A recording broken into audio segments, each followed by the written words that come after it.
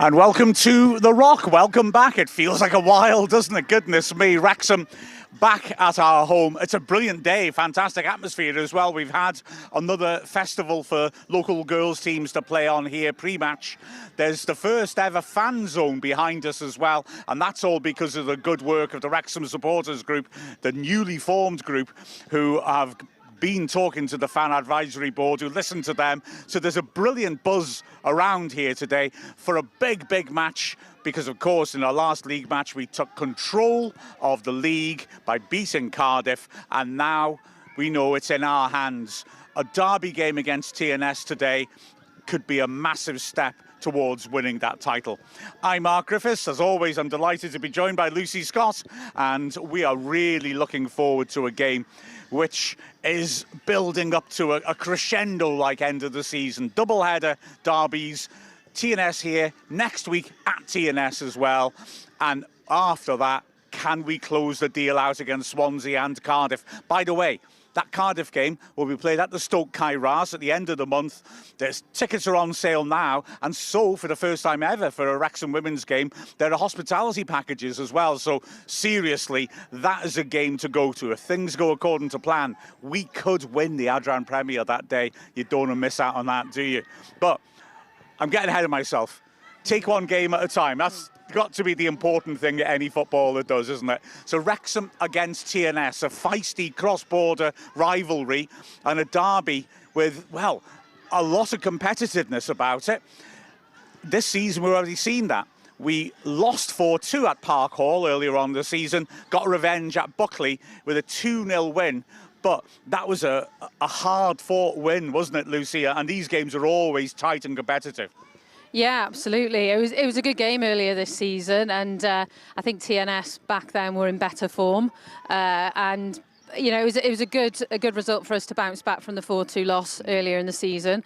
But again, you know, since then it's been quite mixed bag for TNS, and Wrexham's form is just completely on the upwards, you know, the trajectory. So I'd like to think Wrexham should be winning comfortably today, or I say comfortably, you never know with TNS. They're a good team. But I think in terms of when you look at recent results and how the league has panned out, I think, yeah, I would be hopeful for a Wrexham win today.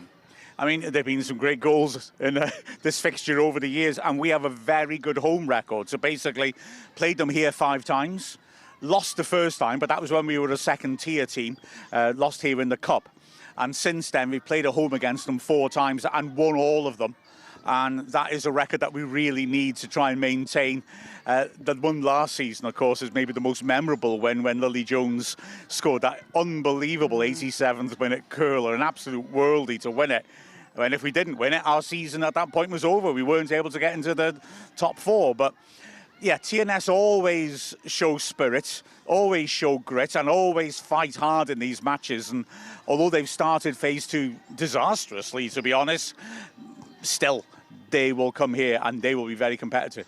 Yeah, they will. And when you look at, I know it's a home tie for us, but it's not far for TNS either. So they're not having to think about the away travel and things like that, which can make a difference, especially international travel. International travel, yeah, international. But yeah, I'm not sure whether TNS do stay away when they go to play Swansea, Cardiff. But you know, it's a long day if you're travelling on the day, 3-4 hours in the car, get out, play, and come back. So for them, you know, there isn't the travel, and also in some ways it is a bit of a rivalry, isn't it? Just purely based on locality, I would say at the moment. But they'll be up for it as well, because when you have a poor start to a phase, every match is an opportunity to change that and turn that round. So, and again, as a footballer, you want to win every game you play. So, they're going to have that mentality as well, and really want to test and challenge Wrexham today and try and come away with the win. But you know, since we played them last, when you look at the quality we've also brought in the past kind of month or 2 in particular, again, like I said, especially into the starting 11 and starting lineup, I just think we've got too much quality. TNS do have some quality players, but I think when you look now across all of our positions, not only have we got quality, we've got some good depth in there as well. Oh, absolutely, 100%. I mean, when you look at us pushing for the title as well, I mean, the run-in looks intriguing. It's in our hands, though, isn't it? You know, we got a game in hand with 2 points behind, and we really do have scope to try and double down. While we played a doubleheader against TNS, Cardiff, of course, are facing Swansea, and so that is going to be massive in terms of matching those games up. And, you know, Swansea away on the Llandarcy pitch, which we assume is playable today. They're probably going to call it off 10 minutes before kickoff, but you know, that's a tough test, isn't it, for Cardiff, and maybe our best chance of them dropping points before they come to the racecourse. Yeah, exactly. And, you know, Swansea on their day can cause an upset. But then you look, we've also still got to play Swansea twice as well, because we've got that rearranged, unfortunately, now midweek game. Yeah. Whereas, you know, a midweek rearranged game to Cardiff isn't as significant as it is for us. But Swansea could, you know, they're two fixtures where we want Swansea to do us a favour. Yeah.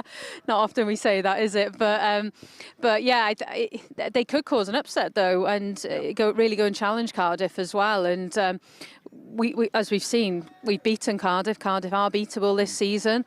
Beat them in the cup final. We beat them in other fixtures. So. Yeah, hopefully Swansea can, like I said, do us a favour. But I think going back to your earlier point about we've never lost to TNS here at home, absolutely. I would imagine that's been told to the players. And, you know, in terms of, not that I think they'll need firing up mentality-wise, but I think it's listen, we need to preserve that now. This is our home. TNS don't come here to beat us. And be ruthless against them. So if you win both games against TNS, I'm not suggesting this is a strategy, everybody, but you could actually lose the game in Swansea, and still, if you win your last 2 home games, we are champions. Nobody can do anything about it. Well, the architect of that remarkable season for us, which we're now coming to the conclusion of, is Jenny Sugarman. Let's hear what she thought of the game before the kickoff. Might be raining, but finally back at home, finally back at the Rock. Just how much are you looking forward to today in general? Yeah, it's been a long time coming. We've been all over the country, particularly a lot of trips down south as well, and racked up quite a few miles since we were last here. And it's really nice to be back in front of our fans at our home ground, and something that we've been looking forward to again is a different opposition. So looking forward to going out against TNS today, because it's quite a long time since we played them. Yeah, what do you expect from, obviously they've had a couple of changes in managers since your last game, so what do you expect from them today? Like I said earlier in the week, they are a good side with good individual players, and you know, previously our 2 meetings with them were very, very competitive games. Obviously we won one and lost one, so that tells you everything you need to know about how competitive it's been so far this season with them. We do expect them to play a little bit differently to how they did back then, but I would say probably both teams have evolved quite a lot since our meeting back at Buckley pre-Christmas. So expecting another really competitive game, but really happy with the position that we're in and the performances that we've been putting in recently. We're entering a really crucial stage of the season now with the run-in, a couple of games to go. Is there a different message to the players? Or for you, is everything as normal as you were? Don't focus on the big picture, just one game at a time. Yeah, it has to be. It has to be one game at a time, and it is always the next game's the most important one. And we've moved on very quickly from last weekend. We're now looking forward, back-to-back games against TNS. You can't take anything for granted when you're playing against the other 3 best teams in the country in that top 4 championship. So very much been about focusing on ourselves. So a few adaptations, because obviously TNS play very differently to Cardiff do, with very different individuals and style of play. So a lot of focus on ourselves with a little drip in of what we can expect from our opposition today. But yeah, just everyone in the group is prepared for this game, has been working on this game and this game solely. Jenny, 3 seconds. Yeah. Sorry, it's a deadline.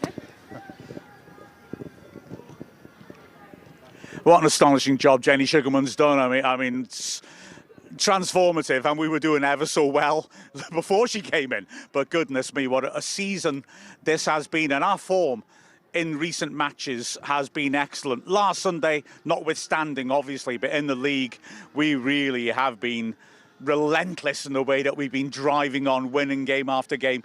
It's fabulous to see, isn't it? Yeah, and I'd probably argue in quite a few of those matches, I think the only criticism we probably would have was that we weren't clinical enough. So, but other than that, yeah, when you look at our form's been unbelievable, and yeah, look at the form table as we head into today's game, and yeah, I think. But other than that, I think other than, like I said, we've created a lot of chances. Yeah. We haven't been ruthless enough or clinical enough. But positive is we are creating those chances, and we've won most of our games. Yeah, exactly. So, and also, well, double-edged sword this. We've only dropped points in one game against teams apart from Cardiff. That's TNS, though, obviously, when they beat us at the start of the season. So, on the one hand, yes, we've been remarkably ruthless. Only Cardiff able to trouble us, apart from TNS. But then we've got to overcome them today, haven't we? Which is a challenge, isn't it? They've had a tough time of it at the start of this phase. I mean, we did poach Maria Francis-Jones, let's be honest, very high-quality player. And so that's not helped them. They've brought in 2 players, and I understand that the centre-back, Shepley, who's experienced, has gone from the club now. So they've got Ola Francis, the goalkeeper, on loan from West Brom, who is very agile, very quick, as the only new addition, and they've lost Francis-Jones. So that's a disappointment for them. And under a different manager, a new manager, who I think is still trying to work out and find the right formula to go forwards, they do seem in a bit of a period of transition. Yeah, and when you compare that to Wrexham's recruitment, it's chalk and cheese, isn't it? It's polar opposites, and the quality we've brought in, and yeah, one is from TNS, but from across the border as well, and so yeah, I think they'll be really disappointed with that too, and yeah, I think maybe it's taken their new manager a bit of time to settle in.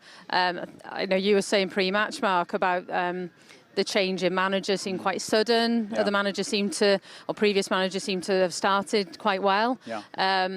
So which obviously is a shame for the for the team, but whatever's happened, they are where they are, and they've got the manager they've got, and I think, yeah, I still think though there's a quality within the team to test us today, absolutely, and like you said, they're the only points we've dropped this season other than Cardiff. But sometimes I think if there isn't harmony in the squad or confidence is low, it does, you can have quality players, and we look at, my second team is Man United after Wrexham, and we've had years of years of hurt, but we have had quality there, and you can just see, can't you, when morale's low, and not that I'm saying TNS is, but you do look at results and you think such a shift this season. So, but I mean, they have recruited well into a key position as a goalkeeper yourself. You can recognise talent, I'm guessing, but. Yeah, I'm really intrigued for today, especially from Wrexham's perspective. They need to bounce back after a rare loss. Yeah. And again, we talk about character, resilience. This is like I said, I would think Wrexham should be winning comfortably, but they are coming in off the back of a loss. So it's testing character today and resilience, which I don't think this squad does have it. Well, let's remind ourselves then, reluctantly, of that loss, because last Sunday, of course, we went down in the Welsh Cup semi-final to Cardiff City. So here we are, the second part of the big trilogy, Wrexham against Cardiff, part 2, and immediately Billingham gets play. Bodies in the box for Wrexham to aim for. Everyone back for Cardiff. It's into a good area. I think Suckley got the contact. Well, hang on a second. Barker spins away from Warcliffe beautifully. Great vision too. Harvey is on the overlap as Hughes picks her up. Harvey now. 3 players marked by 2 in the middle. Midfielder's trying to get back to cover. Oh, and she's missed at the cross. That was a chance, that. Hughes. Oh, that's a delightful touch and a lovely take by Barker. Now then, 3 Wrexham players surge forwards. Barker taking on Owen. Inside the easily. That's nice. Suckley hits it. Deflection. Corner. Good breakaway again by Wrexham. No concerns like that today. It's a nice day, sunny, and it's a big stadium, so there's no problem with winds blowing in off the River Taff. So she signals. She does have a go. It's a decent effort, but Craven always in control of that. Again, Hughes 6 yards out. Again, Barker on the keeper. Francis-Jones into a good area, headed towards goal. Unlucky Bartle, just couldn't get on top of it. And now Knox again, only Barker ahead of her. She's as a decoy, hits it! Yes! Oh, of that Finn Knox! Absolute screamer! Oh, what a goal! Oh, I'll have that.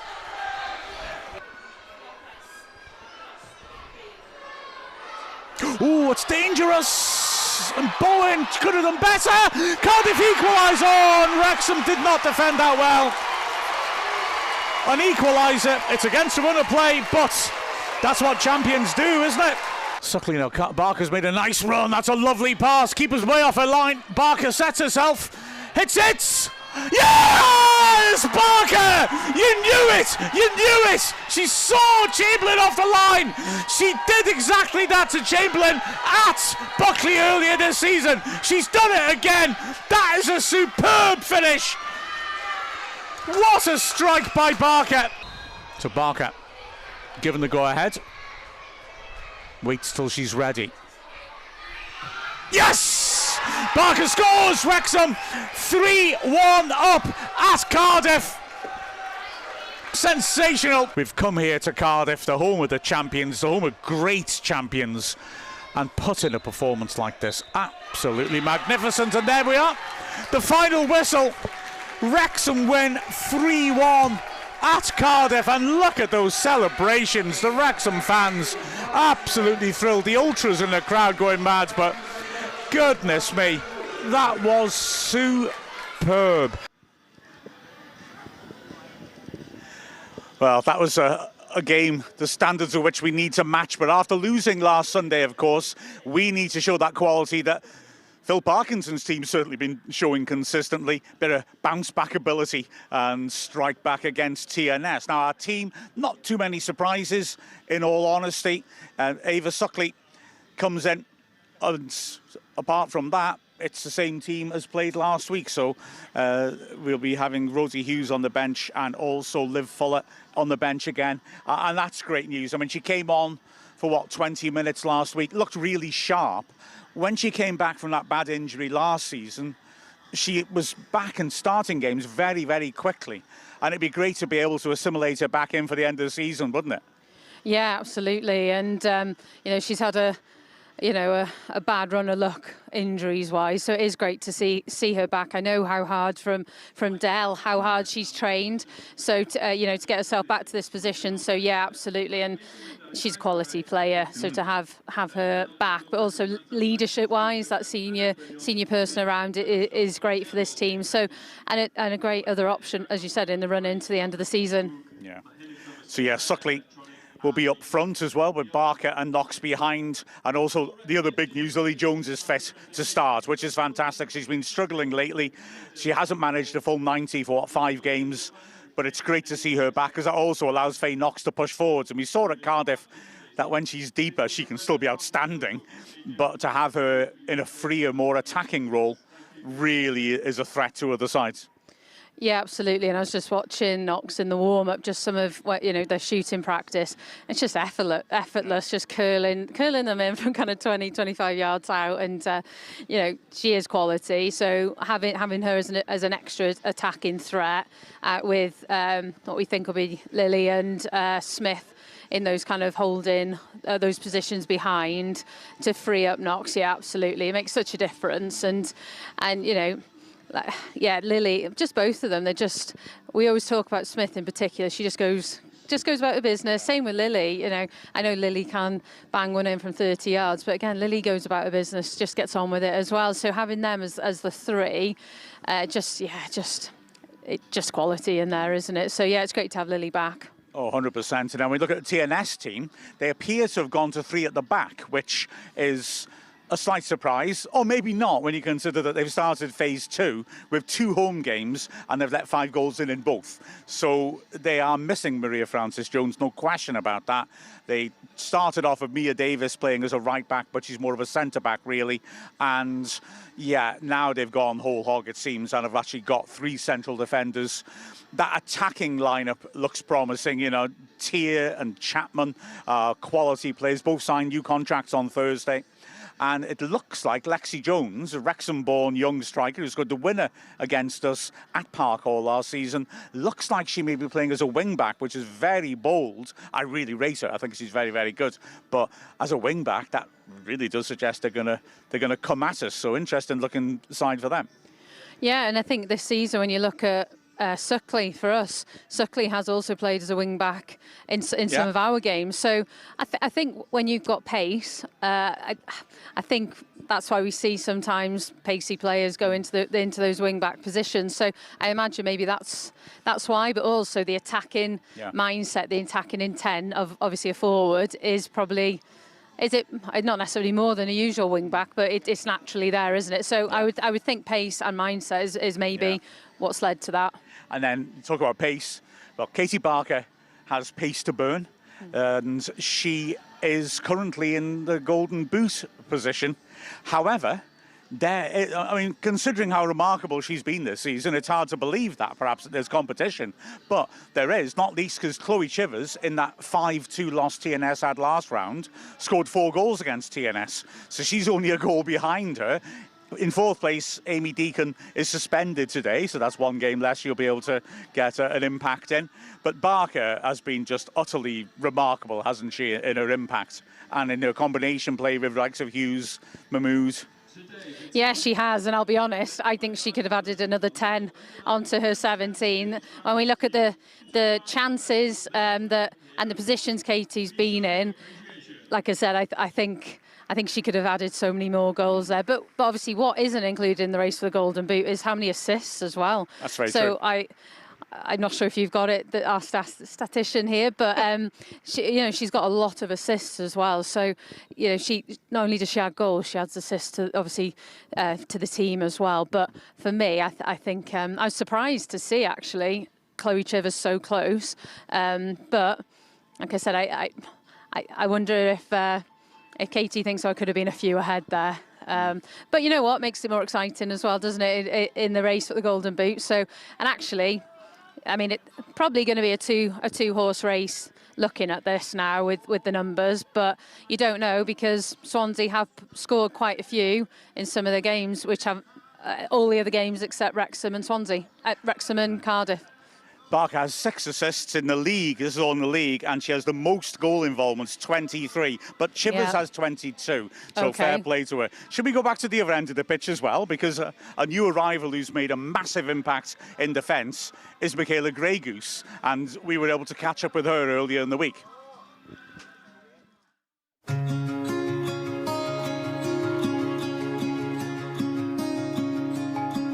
So I'll just go and watch my brother train really. My mum would take my brother to training I'll come with, and then kind of got to the point where I was annoying my mum on the sideline, and she made me join in with my brother. And maybe after a year or two, kind of noticed I'm doing well here. I'm playing a year up with boys, and I'm feeling pretty comfortable. Then went on to trial at Leicester RTC. I got through, and that was my first academy.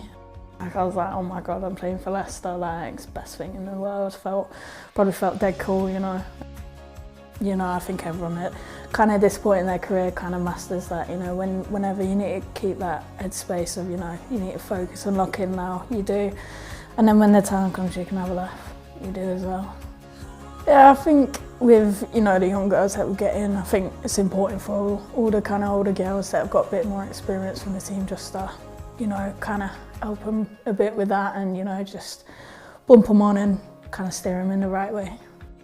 I think there'll always be a bit of pressure. There's always pressure on game days, there's always pressure to, to perform well, exterior and interior pressure. But, it's just how you manage that and channel it. Like, I like to channel it, all the pressure or stress or adrenaline I might feel, I just fueled it into the game. If the match is a bit stressful, a bit chaotic, sometimes I tend to look over to the sideline on the bench, get a bit of reassurance from my coach, just calm down, believe everything will be fine. You can take it as a bit of motivation, a bit of a, take it as a bit of drive. If you get everyone cheering for you and team's going well, team performance is going well, then take it as it is. As well as, just be someone that, younger girls can look up to and aspire to be like. I think it's important that, we do show them, what life can be like for them should they want to progress to be a footballer. My mum, she's an ex-world champion judo. So yeah, she kind of joined in on that growing up. Obviously when she would go and train, me and my brother would join in. Yeah, I think I did like one tournament. Like I said, it was when I was younger, and then yeah, boxing. Did a little bit of boxing too. Just give it a go. But I think just when you're younger, think about yourself. If you want to do it, just do it. Give it your best go, and I think that'll be able to tell you all you need to know. Like, if it's for you, keep cracking on. If it's not, then there's something else for you. But if you want to do it, do it. Wow. Well, Michaela Wildgoose, what a player she has been for us. I don't know who Michaela Grey Goose is, who I introduced it as, but it's a long story. I'll explain it later. But she has been, hasn't she, Lucy, an absolute rock-solid influence at the back. You're bringing her, you're bringing Sarah Harvey, you're bringing Maria Francis-Jones from TNS on the right. You've got a lot of quality at the back there to add to what we already had. Yeah, absolutely. I mean, it's in a lot of ways essentially a new back line, isn't it? And yeah, I think just the quality and also the experience as well. And yeah, they've all slotted in so well, haven't they? Especially when you look at, I think it was Francis Jones and Harvey who went straight into the starting 11 in the cup final. Yes, that's not bad, is it? And didn't look out of place at all, especially when you consider they probably only trained together a couple of times in the lead up. So I'd like to think more time to gel, more time to get to know each other, train together. We'll just keep seeing that back line. And it tells you something, doesn't it, when you've got players like Erin Lovett not starting, not even getting on for any minutes. I think it really shows you the quality of those players to be keeping someone like Erin out of the team. Absolutely, 100%. Maria Francis-Jones, of course, marked that game with that worldie of a goal with a left foot from outside the box. Yeah, that's how you make your debut, isn't it? Cup final, hit a screamer off your weaker foot into the top corner. Standard Wrexham fare, really, to be fair. But yeah, that was really something else. As the teams, of course, are now out on the pitch. As I mentioned at the start of the broadcast, it's been absolutely superb here. Lovely day. Football festival first. We've got the fans' village for the first time in a women's game. And yeah, the atmosphere is absolutely crackling. As we've now got the Her Game 2 flag, which Jodie Bartle is going to be holding up. It's just been a superb day already. You may notice afterwards as well that they've nearly completed work on the stand here to replace the seats. Lovely, shiny, bright red seats. The first 2/3 of the seats are already done, and they look really impressive as Wrexham prepare to take on this TNS side who, like I said, are in poor form now. Didn't help that we poached their best player, did it really? As TNS now line up behind the Her Game to the Game He Hefyd banner. And yes, this will be a game which Wrexham just can't afford to slip up in at all, can we? I mean, it's clear that Cardiff are unlikely to drop points except against us. You never know, but we certainly can't hope for that. We've got to be ruthless, haven't we, against TNS? Yeah, and it's in our hands now. We've got a game in hand, and like you said before, I think we can afford one loss and still come top. So it's completely in our hands. But I think even forgetting all of that, go in, try to win every game, and then the table will take care of itself. And I think as well, having won some silverware already this season, first time in the club's history, that's a huge psychological, mental boost and edge, isn't it? And especially when you go into win the league for the first time, trying to win the league, trying to get into Europe. I think once that's happened, but to be honest, again, looking at the experience of a lot of the Wrexham players, they're used to this. They want to be at the top end of a table, challenging and trying to win a league. They haven't come here to be mid-table. Yeah. So I think that's very much the message that will be shared. We're here now. Let's win every game, and yeah, we need to start well, and because you never know, especially TNS having had a win against Wrexham this season, granted quite a while ago, but we need to start well and be confident in this game, settle into the game, take care of the ball, and let the result hopefully take care of itself. 100% right. We're about to get underway then here at the Rock. Wrexham against TNS. The Wrexham Ultras, the Wrexham supporters group up in the far corner of the stand opposite from us, ready to make noise. Already have been making a fair amount of noise, to be fair, and the game hasn't even started yet, as the referee's just making sure everyone's ready. Wrexham in all reds will kick from right to left. TNS in their usual green and white shirts. And again, yeah, that's what Wild Goose brings to the party. Terrific intervention. And that was a moment there, an important moment to get a tackle in on Barker before she could capitalise and drive play forwards. But yeah, TNS, like I said, have had a horrible start to phase 2, and we really need to try to maintain that, don't we? As straight away Frances Jones against her old team getting involved. Willie Jones quick to sort her feet out there, and that's a good idea by Wild Goose. Suckley just caught offside. But those sort of runs, that's what you want from Suckley, not only because she makes a target, but because she pulls defenders out of position and creates spaces for the likes of Barker to break into. Yeah, absolutely. I mean, you could see there, Ava curved a run behind the TNS defender there, so I think she was offside. But you could straight away see Wild Goose head up, knew the target, knew who she was looking for. So I think we'll probably see quite a lot of that today, won't we, with Barker and Suckley. That movement between the Wrexham strikers, the front three, if you like, is absolutely fundamental to how we set ourselves up, as Tia is coming across and does well to block Davis, who is another ex-TNS player, although not, of course, as recently as Frances Jones. So, TNS able to get forwards. Lewis overruns it. And, handball. Oh, no, hit the ref, did it? I think it's hit the ref, yeah. It may have been handball, but I don't know. Here's Davis. Wrexham looking to build from the back. Remember, you can get in touch, of course, using the hashtag AskWrexham, ASKWXM, as TNS, as they typically do, are pressing hard and have forced Wrexham to lose the ball. Bartle. Typical work by her just to win the ball back. Davis with a good ball up to Barker, who is fouled by Lewis, TNS's record attendance maker. Wrexham are taking the quick very quickly. And that's a nice idea, looking for Harvey. Of course, like with Frances Jones, is making her home debut. But TNS will be happy, I think, in the early stages that they are getting in amongst us. They're pressuring us. And they're just not giving us any time on the ball. They've stepped up a bit here to help their press. Wrexham win a throw immediately. It's Frances Jones looking for options. Suckley, good work that. She's done well to get beyond Baker. Frances Jones now. Smith. Typically accurate. Knox has got Harvey outside. Is she going to use her as a decoy? No, she feeds her in. That's a good ball. Wouldn't quite take it in her stride. She was unlucky there.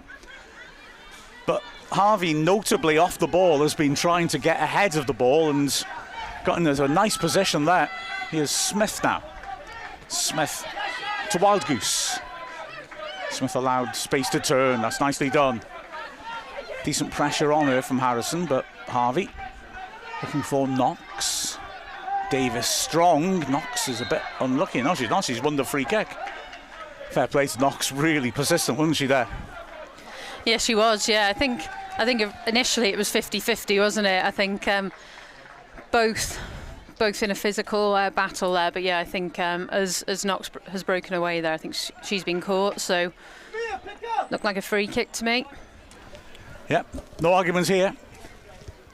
So early chance for Wrexham to put something meaningful into the box. Wild Goose, of course, so physical from set plays, looking for her first goal. You won't get there. It's close. She's been taken out off the ball, mind, and they're slow to get up. Suckley can't get a balance for that one. And in leaving that, so the refs had to stop play because there's an injury in the 6-yard box which didn't clear up, but Wild Goose got clattered there. I think blocks off for the set piece, and they know she's very, very dangerous, don't they? Yeah, I think it was Bartle and Wild Goose were both went tumbling down, and I'm not sure if this injury is part of the original or if this is another injury, but I don't know if Frances Jones saw then, but Knox was free on the edge of the box as she was about to take that free kick, and I think the call from the bench, Wrexham bench bias, was to play that short, and then the actual free kick in from Frances Jones was poor, not clearing the first player.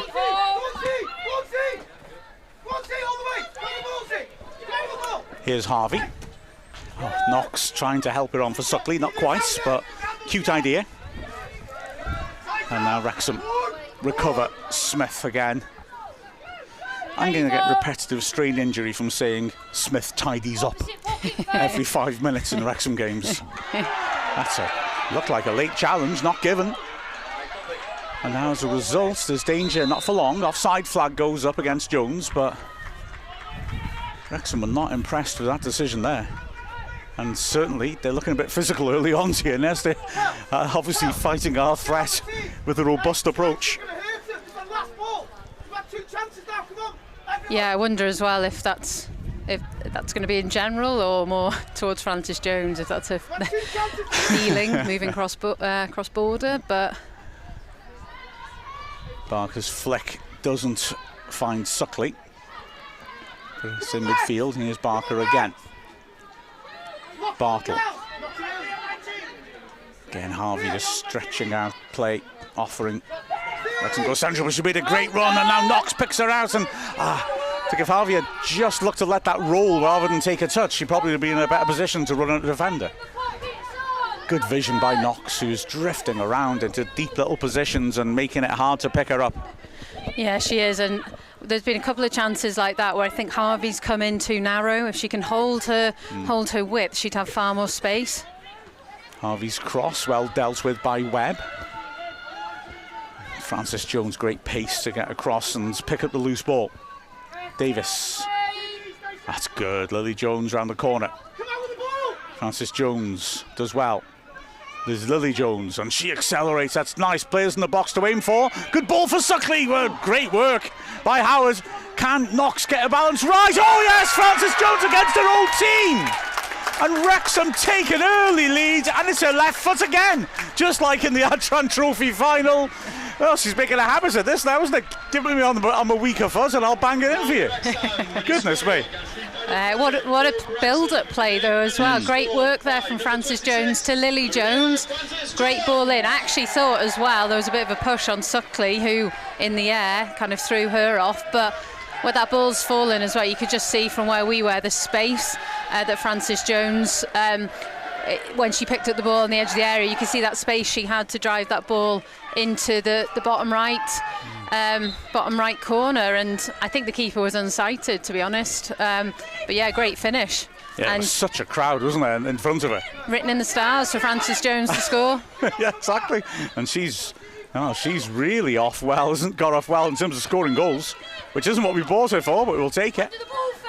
So TNS, who, like I said, have let in 10 goals in their first 2 matches, both at home in phase 2. Immediately concede early, but that's a nice idea. Flag goes up quickly though. This is the same linesman there who gave that one, who gave Mahmood offside last Sunday when she was onside by a couple of yards. Yeah. But I'm not going to launch my usual crusade, because she's dead nice. She's left us a lot.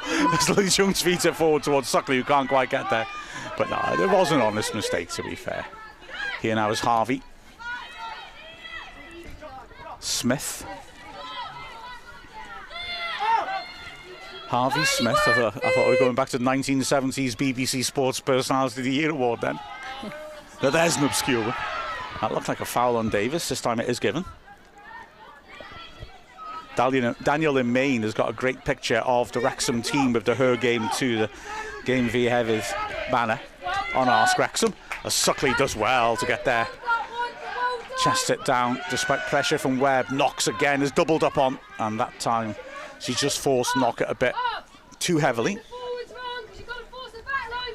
But Wrexham Oh, it's just an early goal is perfect. In a game like this against a team who are looking to sort themselves out in terms of their defensive approach, isn't it?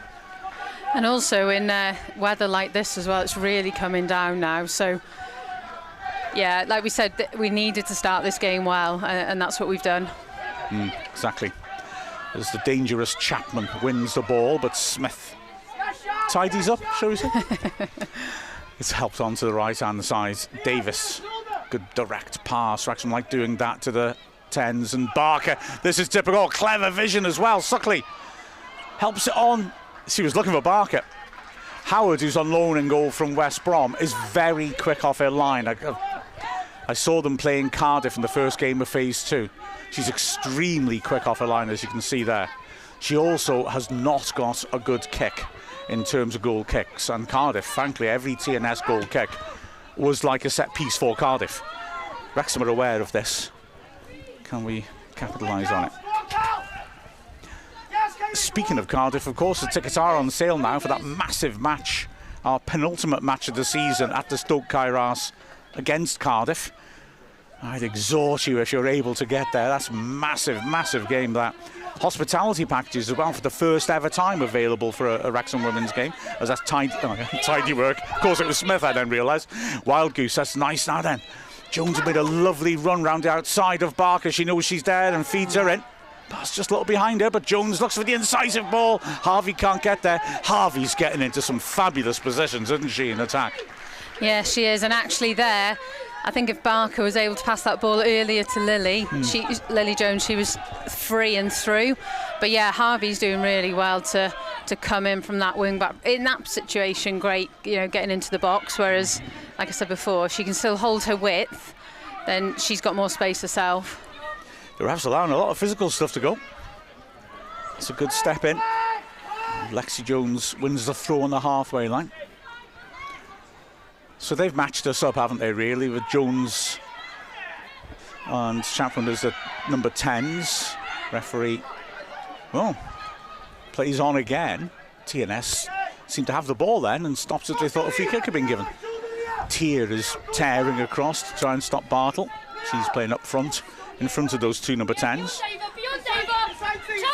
Harvey. Wrexham just need to be patient. I mean, look at the energy of the press as it's fed into Lily Jones. That's good positioning by Davis, and Jones is aware, and Suckley looking to go over the top. Doesn't get enough on that though. Dealt with by Baker, but for me the thing is that TNS, if they're going to press like this, they've got to push that back line up high. And if we are patient and able to pass our way through the initial press, we've really got scope to get players running in behind, haven't we?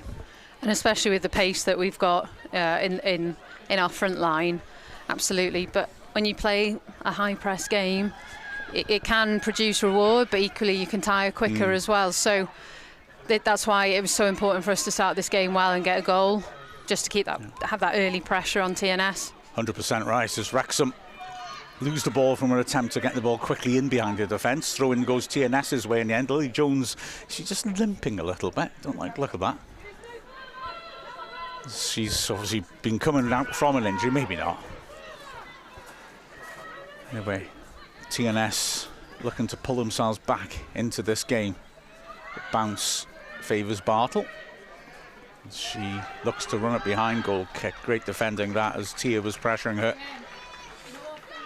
But it's sort of TNS DNA, isn't it, that they play the high line, high press game, and it can be very entertaining to watch. But it's, like you said, it's a high risk, high reward approach as Harvey feeds it inside. Knox was taken out off the ball then, it seemed, by Davis. Again, look at this pressure they're putting on us, but Wrexham trying to back ourselves to be cool and play our way out of trouble. In the end, Harvey will have to get ahead on that and puts it into her own penalty area. Good challenge that time. Suckley now. Wrexham were brave and left two players up in support of Suckley. But she just didn't have any scope to turn, did she? TNS, really great energy they're showing in this new shape. Yeah, and this is a far more physical TNS than I've seen before. Which, yeah, like you said, a few off the ball or letting Wrexham players know they're there. Yeah. But Wrexham in a game like this, which is tough and physical and competitive, have got that crucial early goal which is just so valuable. Just changes the dynamic of us a bit. They know they can't afford to make a mistake. A second goal puts them in a real hole. Here's Gibbs, who normally plays more as an attacking midfielder, but is having to play as a wing-back. They've really struggled to replace Francis Jones. Like I said, in the build-up, they were playing Mia Davis to right side to centre-back at right-back the last 2 games. In a 4, now they've pulled Gibbs across. Gibbs, one of their better attacking options, mind. Yeah, good pressure by Lily Jones. Wins it back.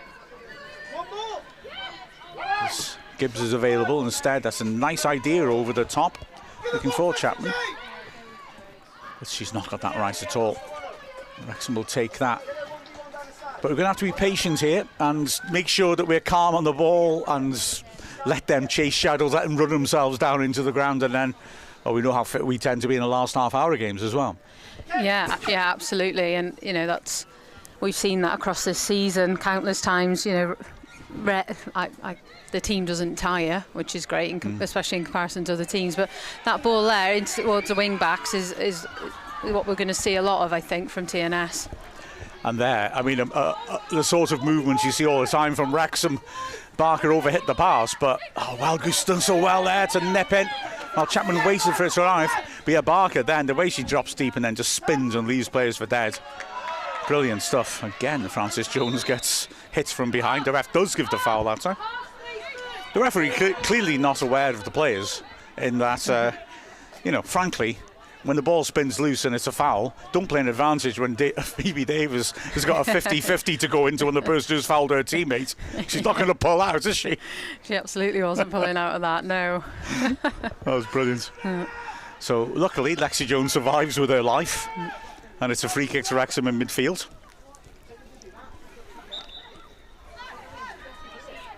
Smith. Again, Harvey's pulling wide on the left. Those wing-backs really stretching play. Lily Jones has fouled. Another free kick. And Wrexham having a chance to put a bit of pressure on ourselves, and TNS got everyone back. Wrexham have got height, haven't we, and quality in the air with likes of Suckley, Wildgoose, Bartle. Knox, of course, can hit them from distance, but instead it's a cute one. Francis Jones drilling it in. Barker, good block that. Awkward spin there. TNS managed to get it clear.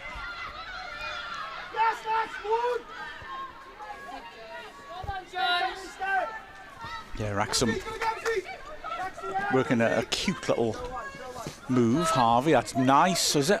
Just overhit, but a nice idea. That free kick was really well struck, fed out cleverly to the flank, and Barker was denied by a really good block. Well, Goose just puts too much on that.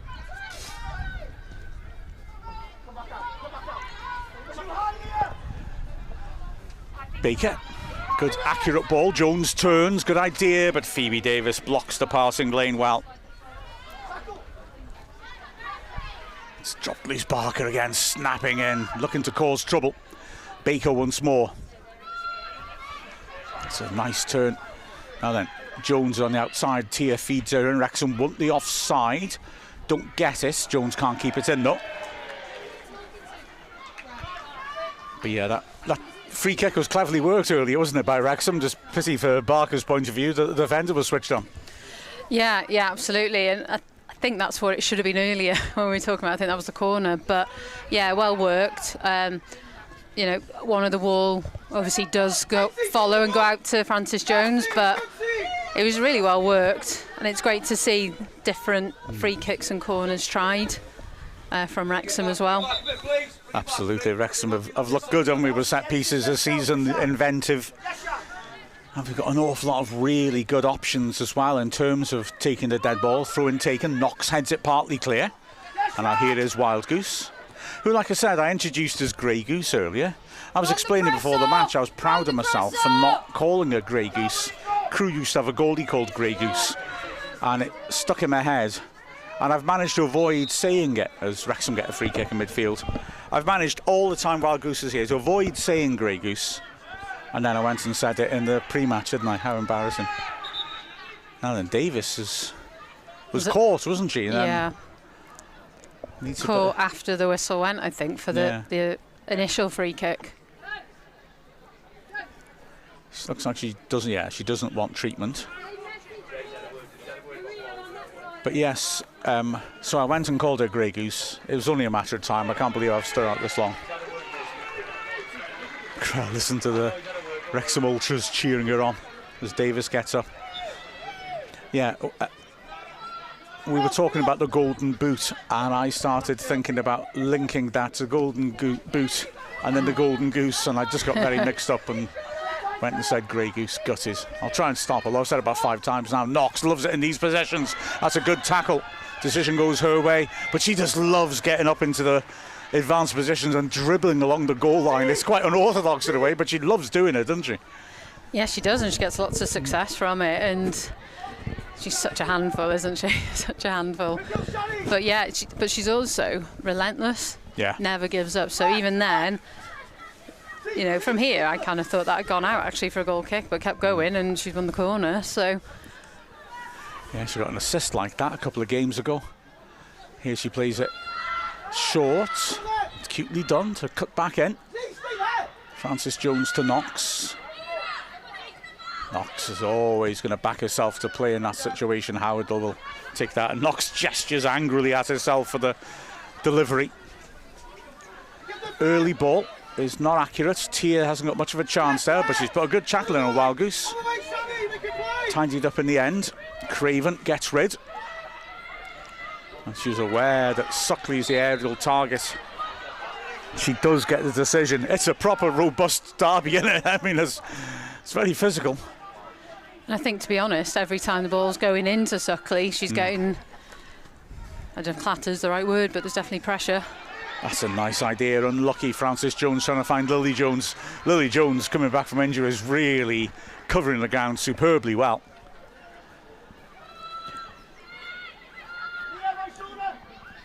So Wrexham goal up. And TNS's pressing storm has just subsided a little bit. Wild Goose again composed on the ball. Chapman challenges her. It's a good ball out to Frances Jones. Oh, she's done brilliantly to skin Lexi Jones there. Bartle takes a touch. Wrexham in the end, well, Frances Jones just shows too much of the ball. But having said that, it's one thing getting the ball off Wrexham, another thing getting out from there. They've done well to feed her up for Tia, and that's a great return ball. And Jones now has got Chapman in the middle, looks to play her in, maybe a bit early. And Craven, decisive. She is not scared of coming out and dealing with stuff like that, and she wasn't messing around with that. No, she wasn't. Really good positioning there from Craven, and also from Bartle to hold off. Is it Chapman? Yes. Chapman running through there. But again, it's the first time we've seen Frances Jones out of position, isn't it? Where TNS were able to break in that space. Well, and Phoebe pulled out of position too. But Craven's positioning she's so quick off her line as well, isn't she? She's really good, being almost that sweeper keeper type of. Yeah, she spots danger, doesn't she? Yeah. So quickly. And it's aggressive in the way she deals with it as Wild Goose digs it out. And ironically, Craven stayed on her line for that one, of course. Good surge from Lily Jones. It was a good tackle, but she's progressed up to bench, and now here goes Knox. And that's an ambitious ball, looking again for Harvey. Howard, like I said, also very, very quick off her line, isn't she? And she gets across swiftly to cover.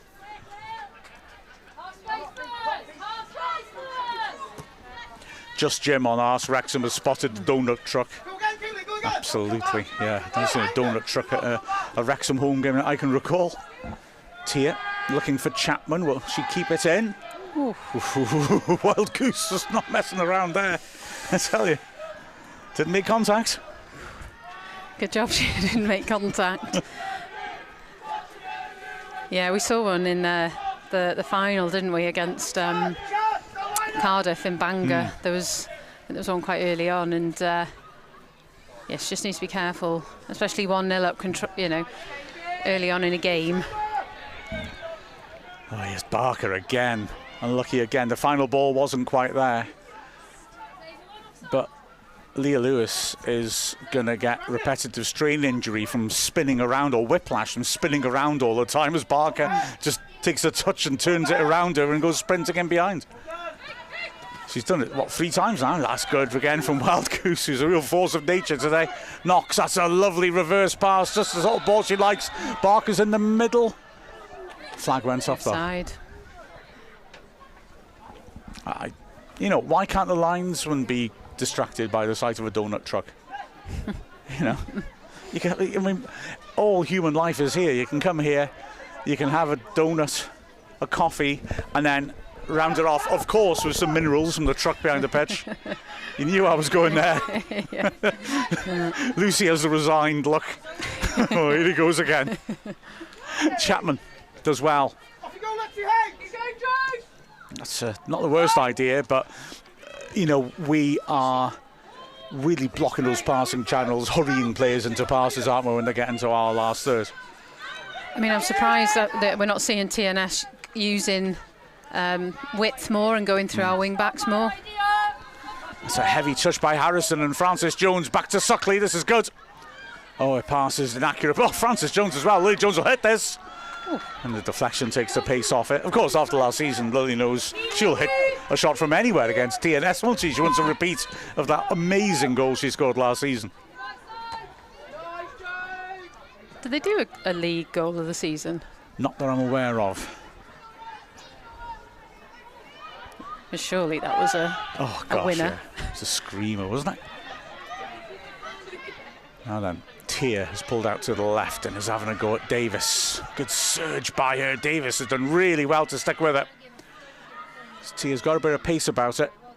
Davis is dogged. Great defending. Here's Lewis. Now poor touch. Oh, now danger. Suckley tries to make the angle for the pass. Oh, it's forced it wide. And like we said, I keep saying it, I know, but Howard's very, very fast. A lot of Adran Premier keepers would not have come out for that. No, they wouldn't. Ava would have been through there and pulling that ball back and getting a shot on. Here is Knox now, and she has a goal this time. Decent strike, didn't find the accuracy. But as the half's wearing on, we are dictating the terms more to TNS. Lily Jones nods it forward. Good block by Barker. And the backspin helps us to fight for it. Unlucky.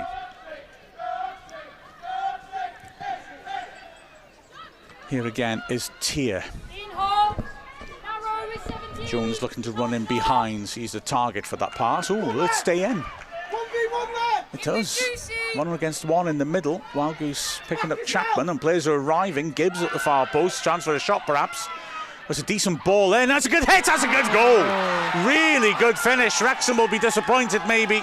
They weren't able to get tight enough, but Chapman was sharp there, wasn't she? Span and just drilled it in the bottom corner, and Craven has absolutely no chance, and it's come out of the blue.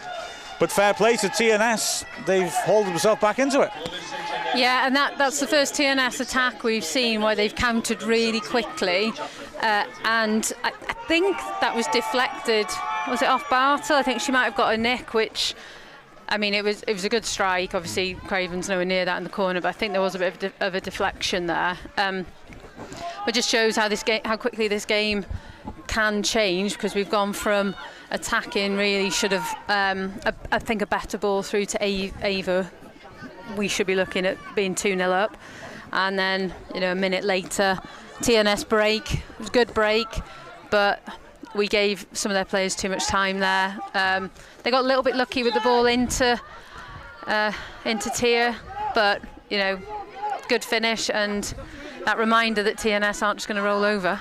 And that ball down the flank. Oh, they win it back well here now. Here's Chapman. He's got 2 in the middle. And that's the right ball in. That's a huge save by Craven. That's massive. She did so well to get down and read that. Oh dear. And to get a second go at that as well. But Tia then, close range, denied by a cracking save by Craven. The Wrexham defence had a big conference on the edge of the box before the restart. And then immediately surrendered another opportunity. That's a free kick. Referee, you'd think, has got to start thinking about yellows soon. In fact, maybe you're thinking about right now. Yeah, I think she's had a yellow. Is it Lewis? Yeah. Yeah. She can't believe it. She, well, is acting like she can't believe it. But yeah, Barker caught from behind then. And so Wrexham with a free kick in midfield. Tia just looks to be winded, I think, after that missed chance. She was down on her haunches, up now. It's Wrexham. Restart. Lexi Harrison it was who was booked. And now that's a testing ball. Wild Goose looking for Knox. Good strength again by Knox. That's a corner. Oh, goal kick given. I'm surprised at that, gotta be honest. Davis did get tight to it though. That's definitely a corner. Yeah, I thought so too. Yeah. So, yeah, that ball down the line for Lexi Jones for the goal. It looked like it had gone out of play. It just bobbled along the line, obviously didn't. And Wrexham were punished. Oh, that's a sloppy pass. Now then, Smith, first time, good idea. Deflection! Oh! Well. How's your luck? See there, though, no one from Wrexham following up. So the three TNS defenders to clear that from the bar, but none of the Wrexham players following up. Yeah, Wrexham were desperately unlucky not to get the look of the rub of the green then, and then didn't have the players to capitalise. There's good foot in by Webb. Here's Smith again. That's a good idea. Baker gets a touch. Good cover by Lewis. Wrexham really looking to recover from the shock of that goal. They're allowing Lily Jones to drive forwards, but miscommunication there as Suckley, I think, was the intention when Barker left it. I don't think she was the target for Lily Jones though. But for me there as well, Harvey is driving in towards the penalty spot. She should be holding her width here because she wasn't an option. So if she'd have held her width and then drives into the box once that ball goes to Suckley, so it all became so compact and narrow. Here now is Wild Goose. Harvey once more, heavy touch. Gibbs, good foot in. Harvey battling away. Referee tried to play advantage, but it's a free kick to TNS, who are getting right back into this game. I mean, credit to them for that. There was a spell just before the goal where I thought this is now starting to feel comfortable, but it's not. I think we just need to settle back into this game a bit. We look a little bit thrown off, a bit panicked by that goal. I think we just need to settle back in, and the panic's leading to a few mistakes now, isn't it? And we just need to settle back in. Exactly. Richardson with a free kick deep in the box, Bartled as well. Suckley helping it on. This is Barker now. Knox, oh, she's done well to get away from that, and Lewis has tripped her. Yeah, didn't need the whistle then, I thought I'd been given. It's about to launch into a diatribe against referees and humans in general. It's another one for Lewis though. Yeah. Mind you, it's Harrison was boxed. Oh, was it Harrison before? So Craven them out to Bartle. You've seen the whole Eurovision thing, have you, with Bartle? I did see something, yeah. Maybe talk about that a bit more at half-time. Wrexham get the throw, Gibbs can't keep it in. But listen out for the Eurovision chant from the Wrexham Ultras, because they prepared something. Wild Goose. Good distance on that. Another throw to Wrexham.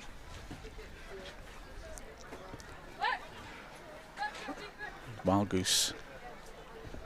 If she can throw like that, maybe we should use her long throws, but then she's the ideal target for a long throw, isn't she, as well? Referee gives a foul against Suckley. It seems as much on appeal as anything else. See, I don't understand that. When Ava's sandwiched between two TNS players, and if she's pushed from the back, how is that a free kick against Ava? Fair comment, absolutely. I just think in situations like that... I just can't work out. Did he really think it was a foul? It was very delayed. Yeah, because there wasn't an advantage, was there? You're dropping in your own half. You don't really particularly want to build out from there. Suckley gets across well to hurry the pass. Wild Goose doesn't keep possession. Tia nipping in behind her. Wild Goose fights well. That's good. Craven's been put under pressure here. but she is calm under pressure and looks to feed Frances Jones. We need to... Frances Jones in the first 10-15 minutes was really looking influential. We've not got her on the ball in advanced positions, have we, since then? As here is now more defending to be done. Jones pulls that back. It wasn't the worst idea. Knox, though, got there first. You know, TNS commit like this to stop the press. When you look at the other end of the pitch, as Harvey runs into trouble with Gibbs. I'll come back to that. They often leave Suckley marked by one up front. On this occasion, she's not been picked up at all, actually, as we feed the ball through the middle. Well, it wasn't the worst idea, but on the near side of the pitch, Suckley was totally unmarked through the middle, and committing players forwards in the press. Once you get through it, it just illustrates how you could open a team up very easily. Davis is penalised.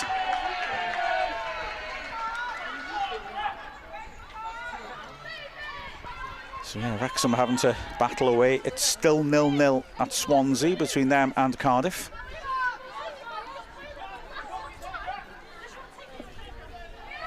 Free kick then in midfield, and Wrexham hold a line 25 yards out, doesn't come in anyway.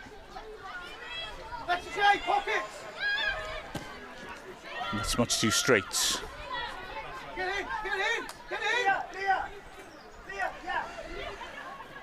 Here's Davis.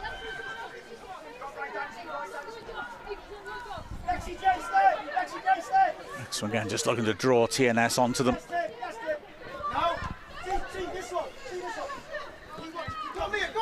This just feels a bit more certain in the way we're passing. They've not managed to get close to us and put proper pressure on us. Jones on the opposite side. Can't get tight enough to Wild Goose. Knox, good feet backing herself as she's tracked by the centre-back Davis, which is, her pass is not accurate. Harrison's done that well, and then giving it away. Smith now, referees pulls play back for a free kick. I don't even think there was any contact then, was there? She kind of jumped over. I didn't really see anything, but it was a shirt pull, I was wondering, but didn't really see anything as such. I don't think we're picking up on TNS's back line isn't staying really flat, like they're dropping in, following the Wrexham players, and there's so much space in behind if we can find the right ball. And like we say, that is something we do well, that movement and creating spaces. As, ooh, that's gone the wrong direction. Hey, Wild Goose, have it. That's a proper clearance.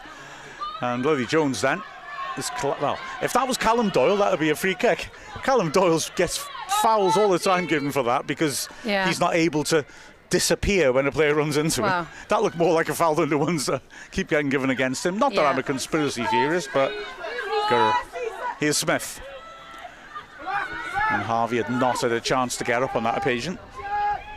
Yarb Tina sent a picture of Jack, who is a really cool black cat, and says Jack is not impressed with this ref. Jack is an excellent judge of officiating.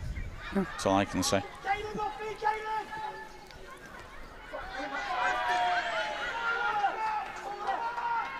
It's a real battle, this. Chip Pates asked a really good question about Europe. I think we'll come to that at half-time. It's a good one to chew over. And also asked a question about the game against Cardiff at the racecourse. Tickets on sale now, of course. Listen to those Wrexham ultras making noise, trying to rouse their team. Plenty of time left in this game as Lily Jones, good ball. Knox pops up. Good first touch. Can she get the shot off? Oh, it's in! No flag! And Wrexham are back in front, but Knox then, with that wonderful work, a great strike. And was it Harvey getting in there for the rebounds? It was her first goal for Wrexham. Wow.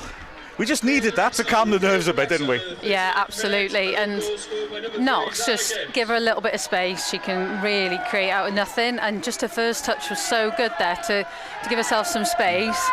And Harvey following in, which again, I know I've said about her holding her width, but that's exactly where you want it to be when Knox is turning. And like before, we had a shot and nobody followed up, whereas there she was in the absolutely the right place. So yeah, we needed that, but that's all from created by Knox.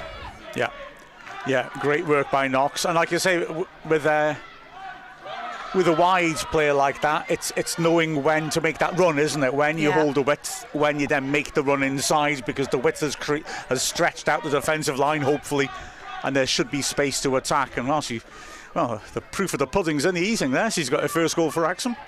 First Canadian to score for Wrexham.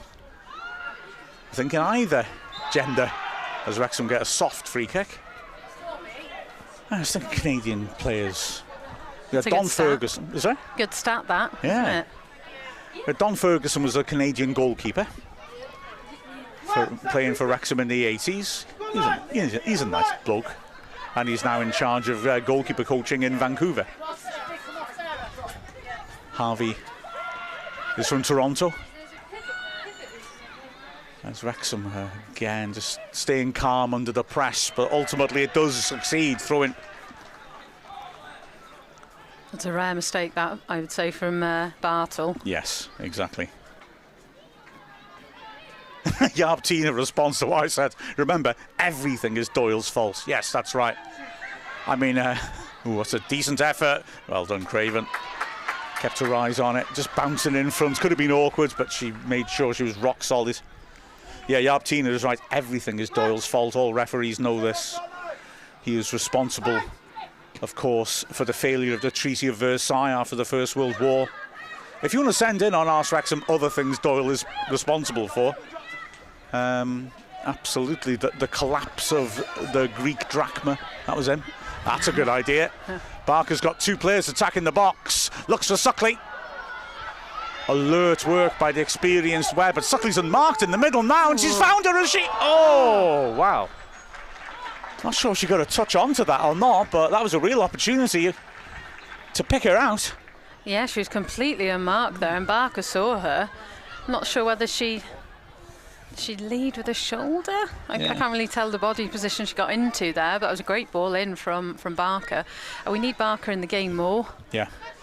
She's been quite quiet this first half, I'd say, for Barker. So we need to get her in this game a bit more. But scary when she's got it, isn't she? She's like a monster in a Halloween movie, isn't she? You don't see her for long periods, but you know she's in the cupboard. There's a T-shirt just not waiting to happen. It's like Jaws, isn't she?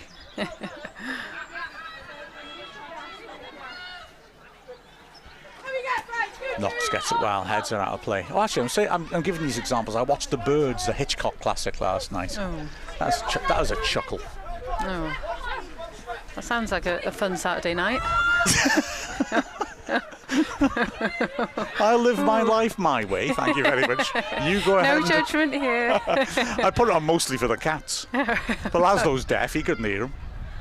Well, I can't imagine the cats would enjoy that. Oh, no, they get all the noise, don't they? All the bird noise. That's what I thought. Okay. Davis as well there. Lottie was like looking bemused and a little bit scared. Pixie just stayed upstairs counting her money. She's done very well on cryptocurrency lately. I don't know how she's done it, but yeah, that's one wealthy cat. Harrison with the throw.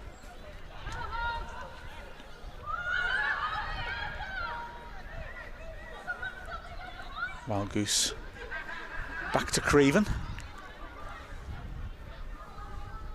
Speaking of wild geese, God, that film last night. Oh, sorry. I've got to try and stop. I'm sorry. I'll focus on the football for a little bit.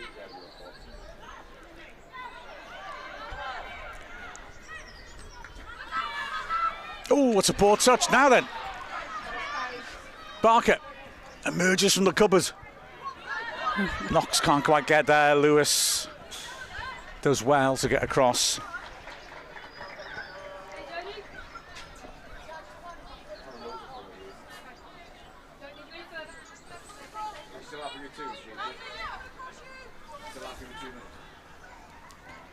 Knox, good strength by Gibbs. Knox felt she came through the back of it. Wild Goose typically strong as well though on tier. Jones now. That's a lovely idea. The wing-backs have switched flanks for the moment. Harvey, that's a cute idea, but then not the most subtle shove in the back. trying to take two TNS players out, one by punching her flat in the face and then by trying to smash the ball through another one's head. Very subtle. I think we've switched just because I've heard a few messages go down to towards Francis Jones, so I think that's why, just in terms of changing it up from the TNS threat there. So it'll be interesting if we keep that coming out second half, or whether we go back to how we've started. So we've got 2 minutes of added time.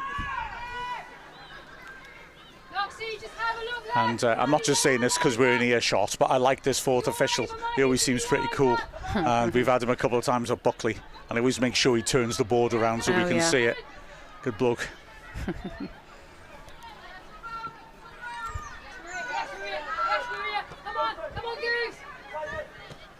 It's neatly worked. And now the run, well, she's gone offside.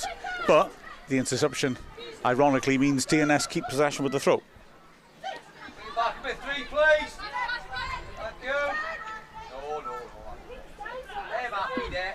It's a 5 yards, come on. The sun comes out in Rosa Medra. Here it is, Francis Jones on the other side. Interesting to see. And Barker now. That's good work. That's a good ball. Suckley Barker was taken late. The ref saw it. And that will be a card, surely.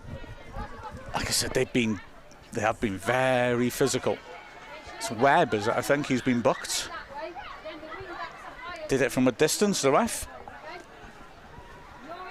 But that's a poor late challenge on Barker. Left something heavy on her.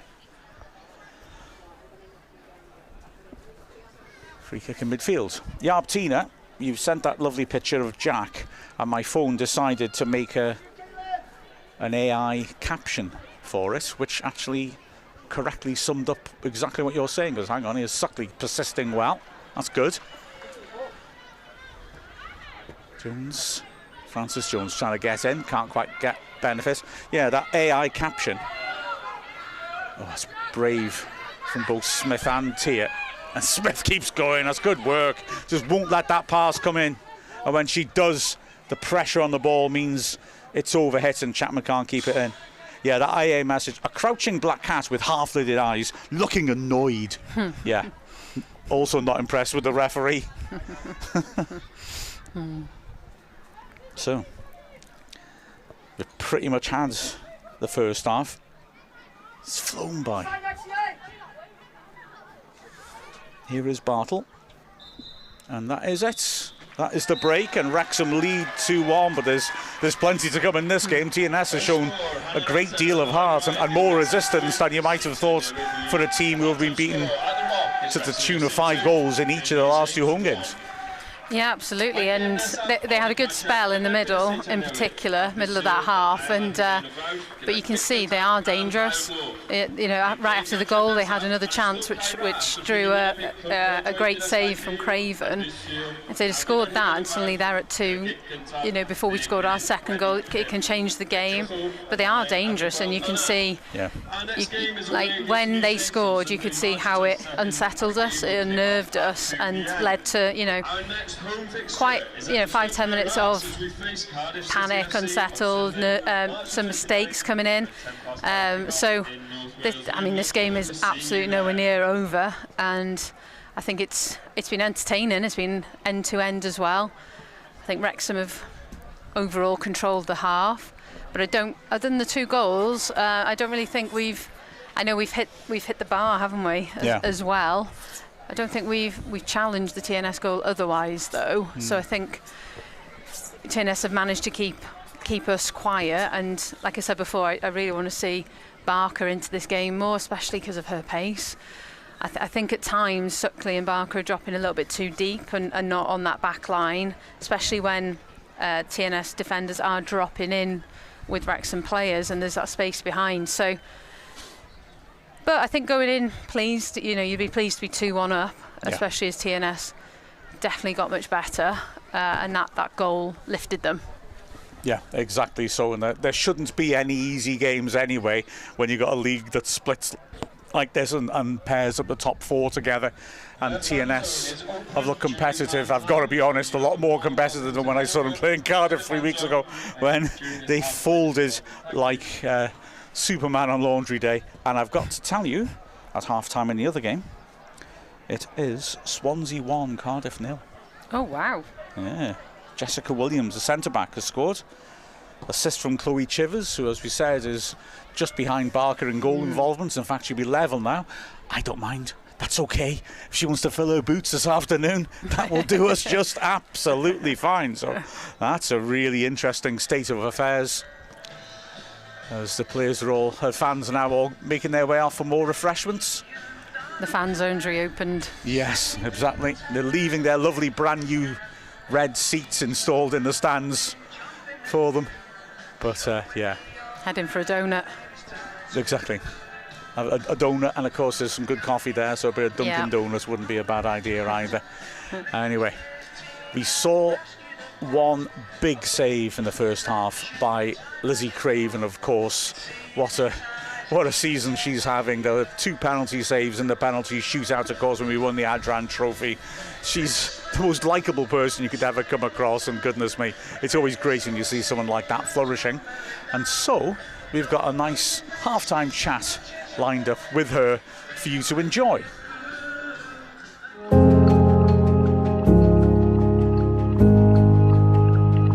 Going into football, I think I had a lot of boys that were friends in primary school, so I think that they played football in the playground, so I kind of just played with them. And then they played for a local grassroots boys team, so I pestered my parents to let me join, and then they let me join, and then it sort of started from there. I started as a striker actually, and then one time the team goalkeeper wasn't there, so I was just really enthusiastic. I was like, yeah, I put my hand up, yeah, I'll do it. And I was like, yeah, I really like this. I think I made a save that wasn't even that good, but at the time I was like, wow, that was the best save anyone's ever made in their life. And I was like, yeah, I'll do this more often. I think playing in goal is a really hard position to play. I don't want to say the hardest, because obviously it's a little bit different, but I think it is a lot of pressure. I think we have sort of less actions and less touches in the game, and the ones that we do have are really important. So obviously mistakes are highlighted, and I think that a lot of the time you're sort of on your own in that sense, that you train differently to the rest of the team. So you've got to be really mentally resilient to sort of get through different challenges they have in the game and in training. Leadership is a really crucial part of being a goalkeeper, because you can see everything that's going on the pitch, so you're always instructing, whether it's your defenders, midfielders, even strikers. You've got to set up for set pieces and stuff, so yeah, I think you've got to understand a lot of people's positions to help them out, because sometimes they can't see if someone's running off their shoulder or a pass they should potentially make, that you can sort of help them with that. When I'm not doing football, my other job is football coaching, and I do performance analysis as well. I quite like teaching how to be a goalkeeper, and I think that helps me reflect on my game as well, which is nice. I think knowing that I've been successful is probably when I think I've improved, or I've done the steps to improve, because I know that every day is not going to be the same, and you're not going to make improvements that are just going to go up. So I think that knowing that I've done things, it hasn't gone exactly how I wanted it to. State doing this or whatever it is, at least if I've done the steps to try and get where I need to be, then I know that it's been successful. I think the most important thing is to have fun with it, because if you're not enjoying what you're doing, then you're not going to want to put the extra work in that is sort of required to get to the highest level. So number one is probably enjoyment, but also number two is probably consistency. I think that there's a lot of flashy things that you can do, which people will try and sell you that, oh, this will help you improve, this will help you improve. But I think if you nail the basics and be consistent with it, then I think that'll take you really far.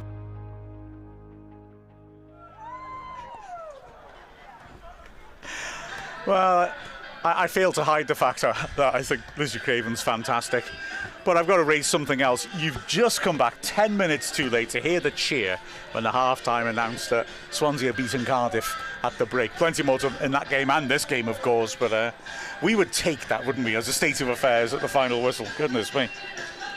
Oh, 100%. God, we asked pre-match Swansea for a favour, and I mean, even a draw helps us a lot. So, yeah, Swansea, I mean, keep scoring the goals you've been scoring, and yeah, let's hope for that win. Yeah, absolutely. Little cheer there from the crowd. Yeah. Broadhead's Cosy Gloves has put a link saying that strike by Lily was goal of the season. But having said that, yeah, but Wrexham goal of the season. Okay. I think we were saying like the league goal, weren't we, of the season? Yeah. So on a technicality, we're going to stand by what we said. So they do at league awards other than like team of the year? They have player of the year, okay, and young player of the year, and manager of the year. I'm not aware of any other official awards. So they don't do team of the year? No, there's a team of the year which was always done by Club Rivalry, the website, okay, which is one of the few authoritative sources on the Adran Premier. One of the other main sources has joined Wrexham as a journalist to cover purely the women's team, Sean Misra. That's great news. And he's a nice bloke as well, but he knows what he's talking about, so we're very lucky with that. But yes, there's not that much coverage. So the Club Peldroid one is unofficial, but is actually based on truth rather than headlines or whatever, or clicks. So last year, the player of the season was Shannon Evans, the Cardiff centre-back, which was, I think, completely correct. So she was standing last season. Yeah. The young player was Fiona Barry, their attacking midfielder, who scored a lot of crucial goals. And Ian Derbyshire, I'm sure, was manager of the season, was he? Or was he? Maybe not. Was it Britain Fair? I can't remember that. Lily Jones, the season before, won young player of the league. But yes, it's a great bugbear of mine that the Adran Premier is a good league. That could be pushed a lot harder, I think. But hey, that's showbiz. I want to have a quick look at some of these messages because I did flag some of them up, and there are some nice questions coming in. Although I will say, Tom has sent in a gif of Homer Simpson with a donut, artist rendition of me arriving at the Rock today.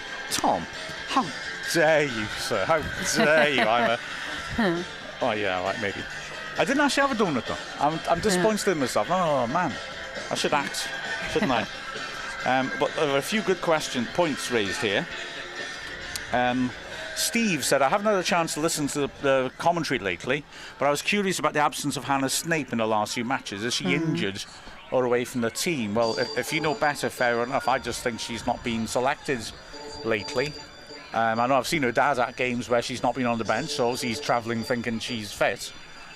I think it's just the fact that we've brought in 3 extremely good players in the window, and also, I mean, Sadler's fit again and is on the bench. Fuller is fit again and is on the bench, and because of that, you look at Leah Burke as well, for example. I mean, she did very well at the end of phase 1 and in the cup ties, but she's been off the bench as well lately because they've got Harvey coming in at left wing back. As far as I'm aware, I think that's all it is, really, isn't it? I think. Yeah, and just stood down in front of us, in front of the gantry, was Karen Allen, Leah Burke, Hannah Snape. Yeah, and you think, gosh, look at the quality, not even making our bench.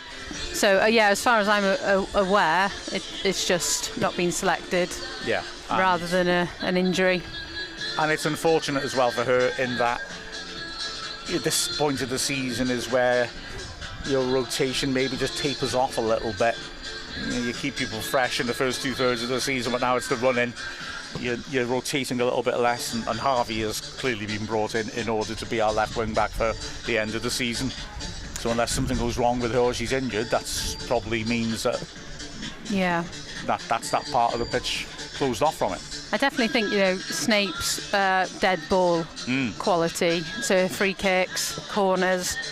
I mean, I know Knox is our right-footed equivalent, but left foot, I mean, from what I haven't really seen Harvey on them, so I think that's definitely one of Snape's strengths, isn't it? The dead ball, like we said, but they've obviously gone with overall who they favour, and I think that's Harvey, and especially since she started that cup final a couple of games ago, I think in run-ins like this, as much as you can, if your team's winning, you want to keep a settled team. But we're just watching them. Some of the players warm up now. Like you said, you've got Sadler, Lovett, Fuller, all options. Is Nat Clark on the bench as well? Clark on the bench, yeah. Mahmood is out there as well. I mean, it's a hell of a bench. Yeah. Like you said, the players in front of us, Mary Gibbers and Karen Allen are not fit. But they were down in front of us. Leah Burke has been doing ever so well, hasn't she?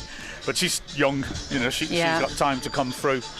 But even if Allen and Gibbard were fit, I'm not sure they'd be getting in the starting 11. A lot of competition now, isn't yeah. there? Yeah.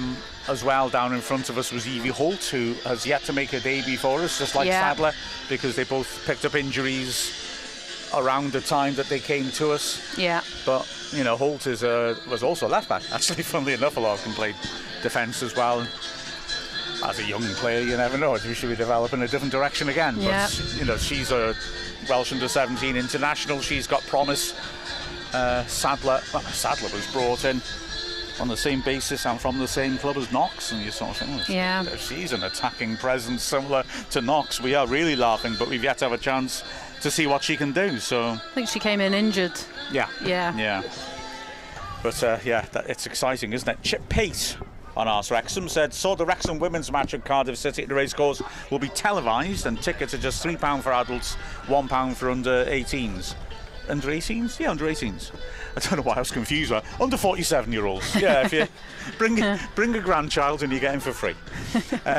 And none of that is true. None of that is. Please, everyone. I do not speak on behalf of the club. Do not quote me. That was not a guarantee. Oh gosh. But hospitality, I saw, isn't it? 20 quid. Yeah, hospitality. Wow. I mean, that's fantastic, isn't it? First time we've done hospitality for a women's game as well. I mean. Yeah. So if you're not normally in hospitality and you want to see hospitality, 20 quid. Exactly so, yeah, absolutely. And if the free foods we get in the press area is anything to go by, go for the hospitality. I used to do talks to people in the hospitality as well before the match. I could interview with a player who hasn't been selected. I know it all looks very snazzy in there, so I strongly advise, do it, go for it. Yeah. So the price of a men's game ticket, or less than that, you know? Yeah. Absolutely. So Chips goes on, given attention from winning the Adran Trophy, now run at the title, what kind of attendance are you and the club expecting? Well, I would genuinely like to think that we can get 4 figures. We have certainly done that in the past. We've had 9,000 in the past, haven't we? But that Connors Key game. Yeah, that was remarkable. But yeah, it would be. I'd be a little disappointed if we don't get 4 figures, if I'm perfectly honest, because that's a hell of an occasion. And if the games go, if we can keep going, say that penultimate match could be huge in terms of actually getting the title for the first ever time. So yes, it's a massive occasion, and I'd love to think we'll get huge figures. Chip also asked another really good question, which sadly I think may have a fairly brief answer. Understand Welsh teams have had little success in the UEFA Women's Champions League. How exactly is the women's competition structured, and what is the path for the Adran Premier title holder? Have there been any hopeful upward trend in results for Welsh clubs? Well, if I can address the hopeful upward trend, we get into the first qualifying round, and a Welsh team has yet to do anything but lose. So I'm going to say no hopeful upward trends, particularly. Yeah. But then, we are bringing in players of a higher calibre than we usually see in the Adran Premier, and it'd be lovely to think we could A, get there, and B, maybe make a little bit of a difference to that. And of course, the more success you have in Europe, the more teams your league gets into Europe.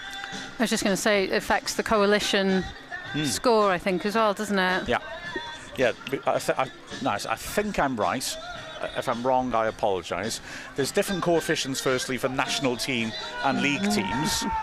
And the Welsh Women's League, I think, are 3rd bottom in all of Europe. So we're a long way off getting more places. But having said that, when you're down the bottom there, the numbers are so small that one win will probably jump you up quite a lot. So, is that based on the size of our league? It's based on results in Europe, which of course we have none. So, so it's not a good sign, is it, as we're about to get things underway for the second half. But yeah, we'd be in a qualifying round. It's a similar setup to the men's competition in terms of format. Wouldn't it be wonderful if we could get through by winning this league? As away we go. Well, let's get the second half sorted and we'd be a step closer to achieving that. As Wrexham need to just finish this off, don't they? Wild Goose doesn't get hold of that properly. I often remember part of the way through a game that I wear glasses when I watch football matches now. This is the latest I've remembered that, so I might as well pop them on, eh? I thought you were going for your scarf then. Yeah, I could do, couldn't I? Just thug on the sides of the pitch, just shouting abuse at TNS. There's a game at TNS last season where one of the lenses of my glasses fell out onto the TNS bench. Oh. And afterwards I went down to try and find it in the dark, in the rain, and their physio was there, and she sort of said, oh yeah, we saw that, and seemed to be accusing me of throwing my lens at them. Oh. And I was like, am I really going to smash my glasses in order to make a point? I mean, we did lose, but it wasn't quite that furious frenzy that I was experiencing. Not sure what point you'd be making either, but... Exactly, yeah. Just that I've got so much money that I can throw glasses around. Oh. Well, that must just stay in. And Suckley is late there on Harrison. Referee hasn't stopped play. And that was lively work by Chapman, but the ball will defeat her. Suckley was late then on Harrison, who was trying to have a chip at the ref, who in classic referee manner was trying to get as much distance as he turns his back on her as possible. Wrexham got the goal kick. Looks like we've kept Harvey and Francis Jones on their switched sides. Interesting. I mean, Harvey does seem to be right-footed, as far as I can see. Yeah. And I do wonder, I was going to say when we were talking about Snape as an unlucky Suckley there. Oh, it's poor ball by Lewis though. And here is Harvey on his stronger foot. I did wonder whether, gives that away when she switches it onto her left. And that's a big tackle by Bartle, isn't it? Here is Harrison again. Harvey showing her out wide. Goes to ground. I do wonder where eventually we'll see Harvey settle. Lily Jones done well there, hasn't she? And wow. Now then, that's a card. I mean, she went in from behind there. You're always in danger of catching the player there. Let's hope Jones is okay. You could see as well, while she was chasing Lily Jones, you could see what she was... You could see she was going for that. You could see lining up. So, there's so much malice in that, just to stop the break. Well, she's hurt her shoulder as well. Yeah. She's landed very heavily.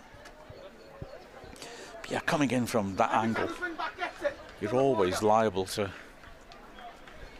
get yourself a bucking, aren't you? Jones, good to see she's up. Let's hope she's okay. Richardson, the player who's booked.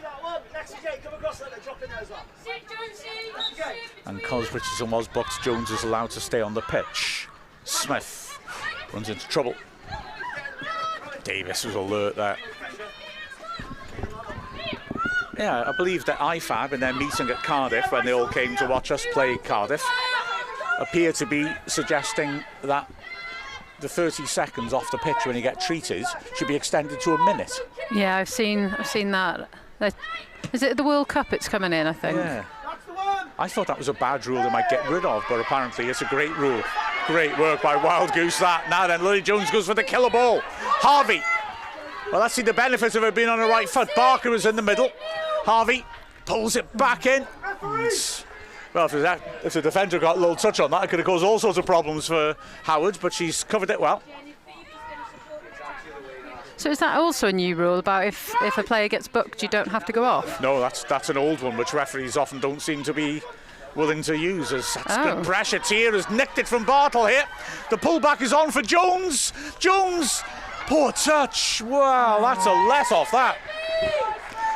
Did well, didn't she, in the initial break, Tier. Jones should have done better than that.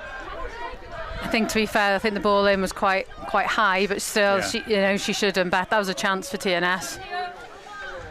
Yeah, so it was a heavy touch, which rescued us there. Even start of the half. Great tackle that by Bartle. Davis, as TNS are unhappy they didn't get the free kick. Barker.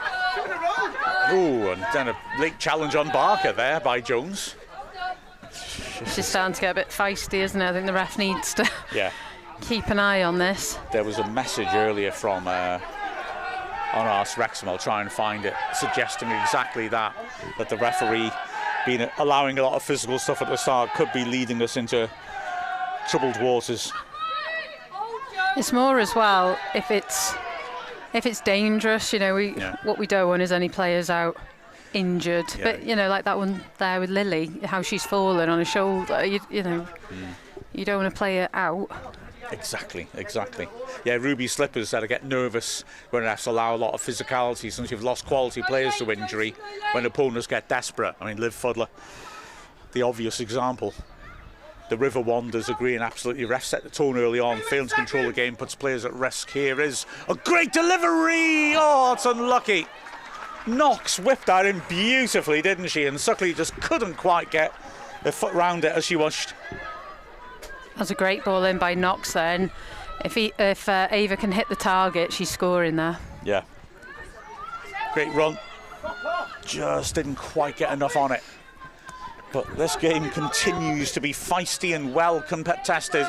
Here's Lily Jones again. Good ball. Suckley has got Harvey outside, so picks the wrong option there. Pressure on Webb though from Barker. And if you think this is feisty and there may be a danger of someone getting clobbered, please remember we're playing them again next Sunday.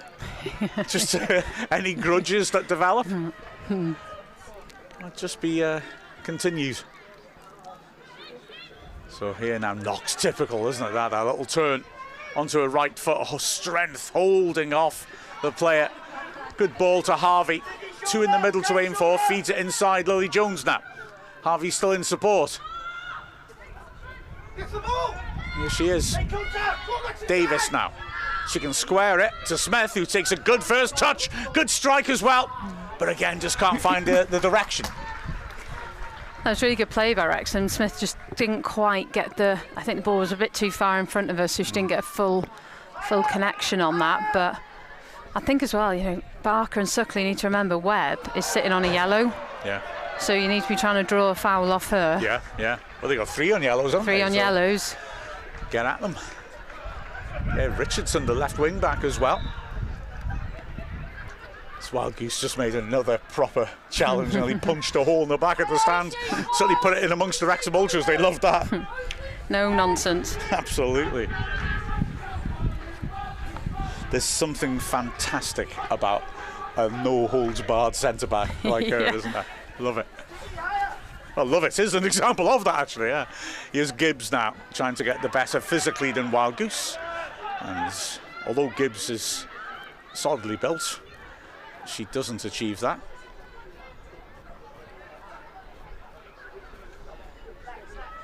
The River Wanderers following up that point, and I think a few more bookings are in order. Yeah. I often feel referees think, and the media think, if a ref gives a lot of yellows, they've lost control of the game. I think sometimes it's a legitimate way to control the game. Good work by Bartle. Corner.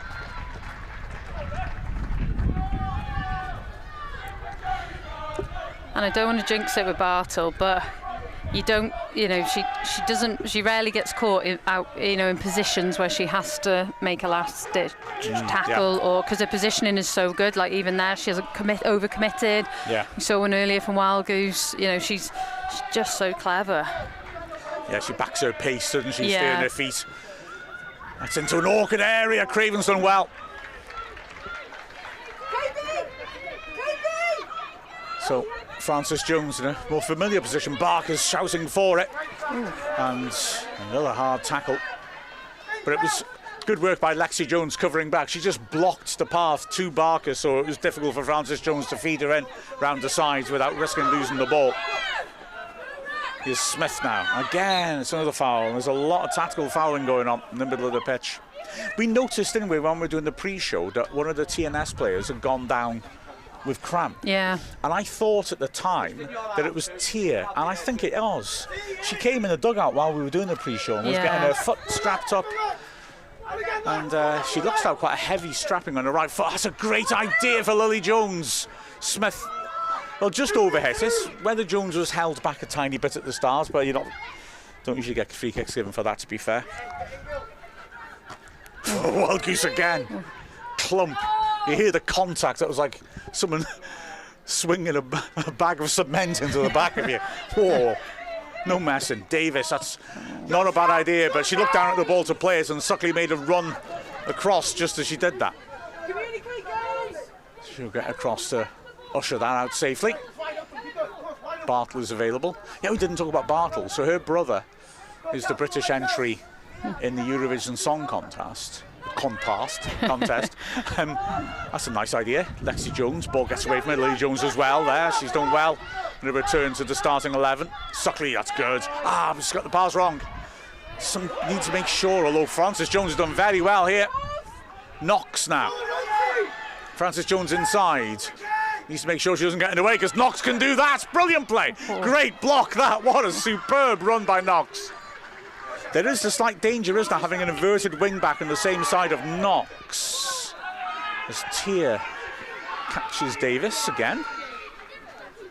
And isn't happy with the decision. I mean, if you're giving that, that's late enough for a card, I would argue. Yeah, and there's been a few, hasn't there? Yeah. Well, Davis might be in trouble here. They're calling in Nat Clark and Rosie Hughes.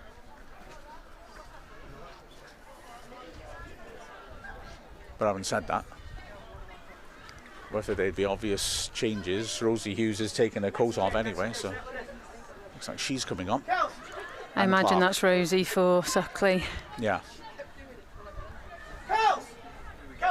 She's not quite had the final product either that she'd normally expect to. As Frances Jones, that's a cute idea, but under hit. Now Davis got an awkward bounce here to deal with. Chapman. Wild Goose is bursting back to get some more cover in. That's a nice idea towards Jones, and good job Wild Goose got back. What a tackle. She's hurt herself though. That looks worrying. It was a hell of a good piece of defending by Wild Goose, but her teammates are concerned now. She's gone down in pain there. Yeah. I mean, Chapman is also rapid. How she quickly gained there on Phoebe Davis, and yeah, I mean, brilliant last-ditch clearance there from Wild Goose, but I think she's going to be coming off here. Well, I think she looks in agony. Let's hope she's better off than that. As our subs, like I said, Rosie Hughes and Nat Clark are ready. Wouldn't imagine they'll bring them on until they know how Wild Goose is doing, and she doesn't look brilliant, does she? But bringing out more medical assistance for her now. I always worry with female players as well. When you see knees, I always worry for ACLs, just because we see such a high rate in the women's game. Yeah, let's just see how this pans out, as the Wrexham team and the CNS team have now come across to take some liquid and advice. Howard is actually, the CNS team haven't. They're having their own little conflab. Only the keeper Howard's run across to the bench. But yeah, Wrexham 2-1 up in this massive day in the title race. And in the other game, Cardiff are winning. Oh, they've come back 2-1 up. 2 goals by Michaela Cook. And well, doesn't that tell you everything about their spirit, like they showed last week? 2 goals in 5 minutes. Yeah. And that game has turned around. So frustration for Wrexham, but we've still got the lead here, and if both teams win, we're 1 game closer to achieving it. It's sad to say the stretcher is now coming out for Wild Goose, so that's a real, I'm not surprised. Real blow. Yeah. So anyway, I really hope this isn't the end of her season. Wow. I really hope, because she's done so well since coming in, so well. So Big Len saying that maybe Suckley's not quite been on it today. I'm sure that Hughes for her was likely to be a change. We'll have to probably reconsider now and make a different alteration. As Catskill Jim says, nice crowd at the Rock today. Did they separate fans at the women's matches like the men's games? And what the match at Cardiff at Kairas? No segregation in these games, is there? There's no sense that there's trouble brewing in these matches at all. So yeah, it's absolutely just it's much more friendly atmosphere. I mean, you are getting more partisan fans, if you will. Wrexham Ultras very much at the the forefront of that. They've been brilliant bringing noise and enthusiasm to these games, and you know, there are handfuls at other clubs, and when you go and play in other big grounds, you'll get people who will come to support, but there's no need for segregation. Thankfully, it's all good-natured and friendly, and so there is none, no, which is how it should be, isn't it? Let's be honest. 100%, yeah. I think just listening to the bench here, I think it was her, not a kicking foot actually, it was her foot she's planted. Yeah. So whether that's twisted, and you can see some oxygen there as well. Oh, so okay. Right. Hopefully she's okay. But I don't know if you saw in that moment, Bartle and Smith were both straight over and sat with her. So again, just shows your leaders, doesn't it? Sitting down with someone who's injured and, you know, there for them. Which is, what your captains and your senior players should be doing. I have got a confusing piece. Oh, before I say that, Steve says, excellent piece of Lizzie at the half. Good stuff. And also messages about other things that Doyle is to blame for. Oh, yeah. Big Len says, have you ever picked up an empty kettle? Doyle forgot to fill it. Absolutely correct. Oh, yes, and of course, Joe Hickman. I showed this to you, didn't I, when we were seeing the Craven interview. Joe Hickman said, I like the fact that we can actually hear Lucy's eyes roll with every one of my puns. Not puns, artistic expressions. As Wild Goose is now leaving the pitch, and gosh, that's a real shame. Let's hope that it'll be less serious than it appears, because goodness me, she has been such an impact player for Wrexham and has been outstanding today, hasn't she, in the quality of her defending. But sadly, Michaela Grey Goose goes off, and we'll be resuming in a moment. Wrexham, like I said, I've got those two changes ready, but exactly how we reconfigure now is going to be the question. Yeah, I wonder if we're looking for Nat Clark into the back three potentially, or could be. And Rosie Hughes has a coach back on for Clark's the moment. here, yeah. So, oh no, we've got Lovett coming on. Erin Lovett is going to come on for Wild Goose. And it looks like it might be just her and Clark who are going to come on now, and Rosie Hughes will just have to wait her turn a little bit longer.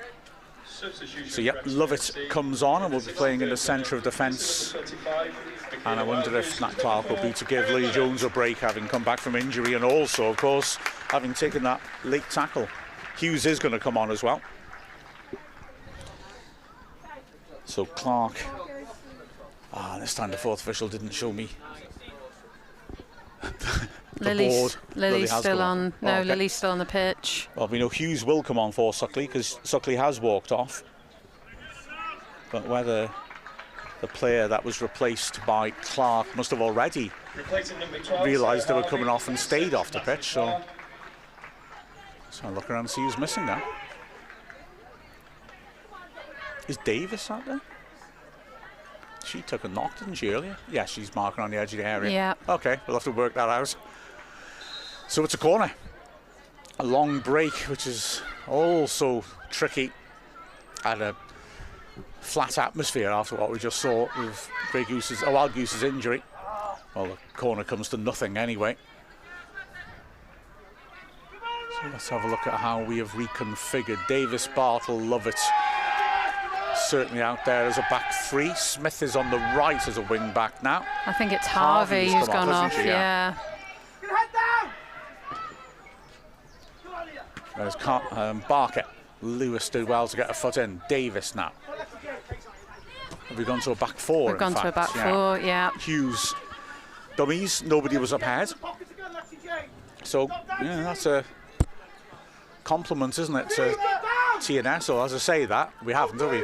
Francis Jones is the left wing back with Smith as right wing back. Lovett's playing on the left of the back three. Bartle in the middle, Davis on the right. And then that midfield box is Jones and Clark. Barker and Knox behind Hughes now. That was a 5-minute stoppage.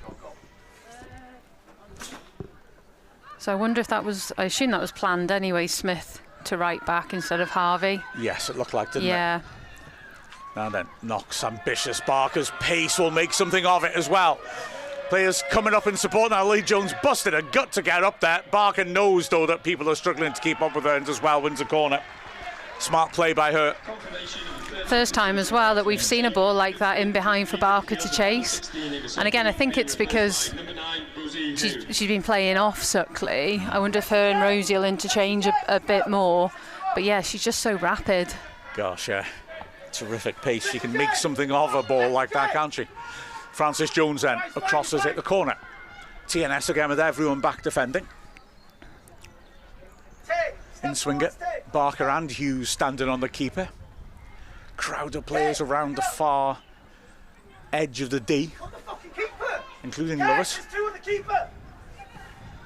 Ball swept in. Harrison heads it clear. Richardson's on the chase. Good firm challenge by Smith. Davis, that's an intelligent return pass. Smith's got a lot of space to work in here. Still 3 players in the box. Hughes draws players at the near post. Good pullback. Bartle. Clark got underneath it. She can hit them from that distance, but doesn't manage to get the right contact on that one. Just need to get that sort of rhythm of the game going again now after that break, don't we? And just try to get our heads back onto the game.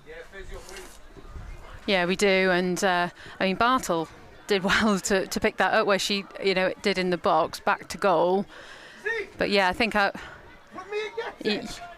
you'd want Clark to do better.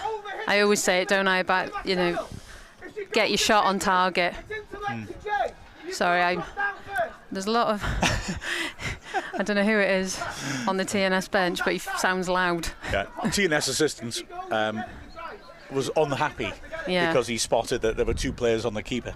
I just want to point out he spotted it after I did. Yeah, yeah. And in fact, I hope he didn't hear me and then feel he had to point it out.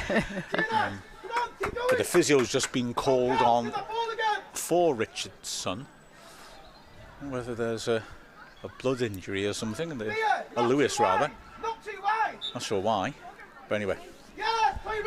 They'll have to play with a player down there, and Barker got very close there, didn't she, to Webb? Wrexham looking to press with the extra player. And I think that probably was necessary, wasn't it? Because we were in danger of picking the ball off them at the back there.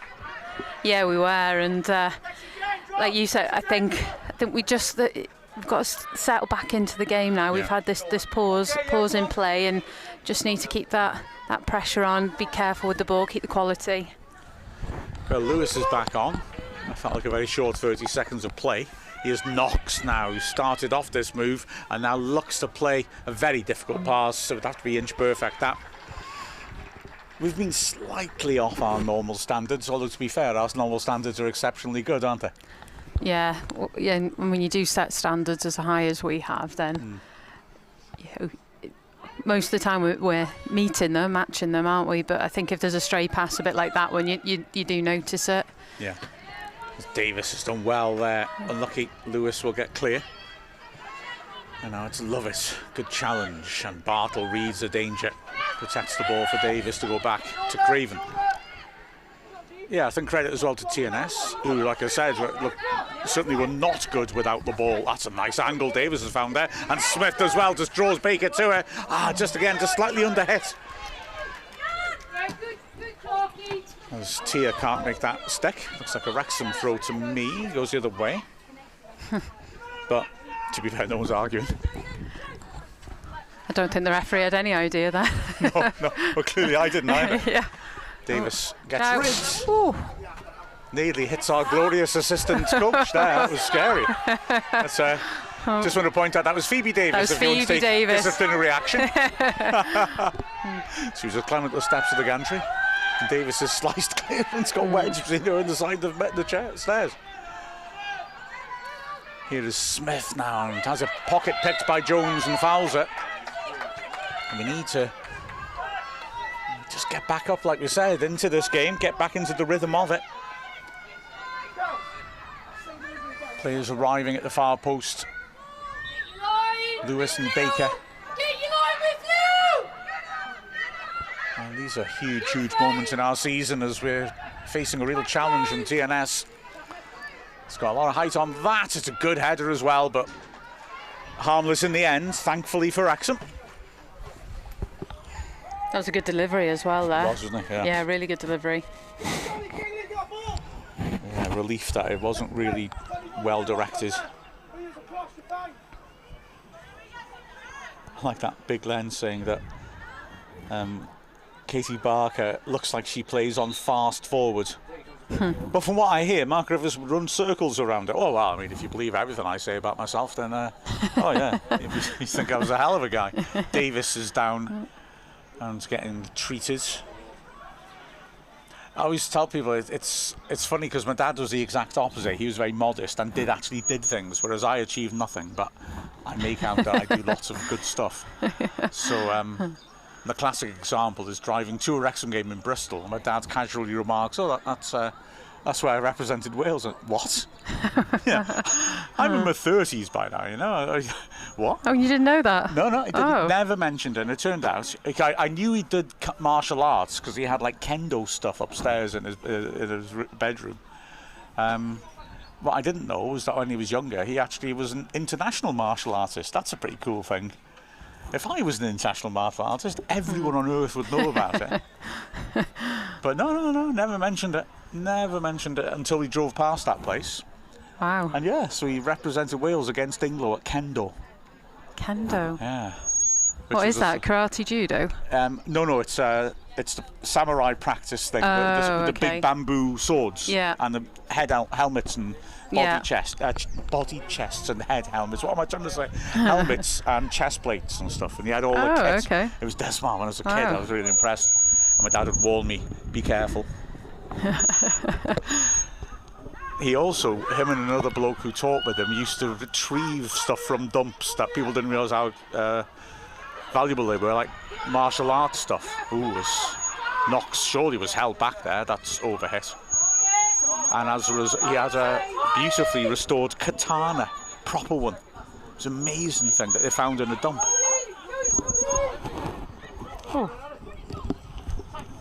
It's a hell of a weird feedback going around. Says, oh, that's a nice idea. Looking for Barker, who's got the pace to get that headed web. Can she finish? She sets herself. Yes! And Katie Barker gets us that precious breathing space. The smile on Jenny Sugarman's face. It was such a good early ball over the top. But, you know, fair play to Barker. You've got to keep your cool in those situations. And she just waited. And when the keeper offered her that bottom left corner, no mistake.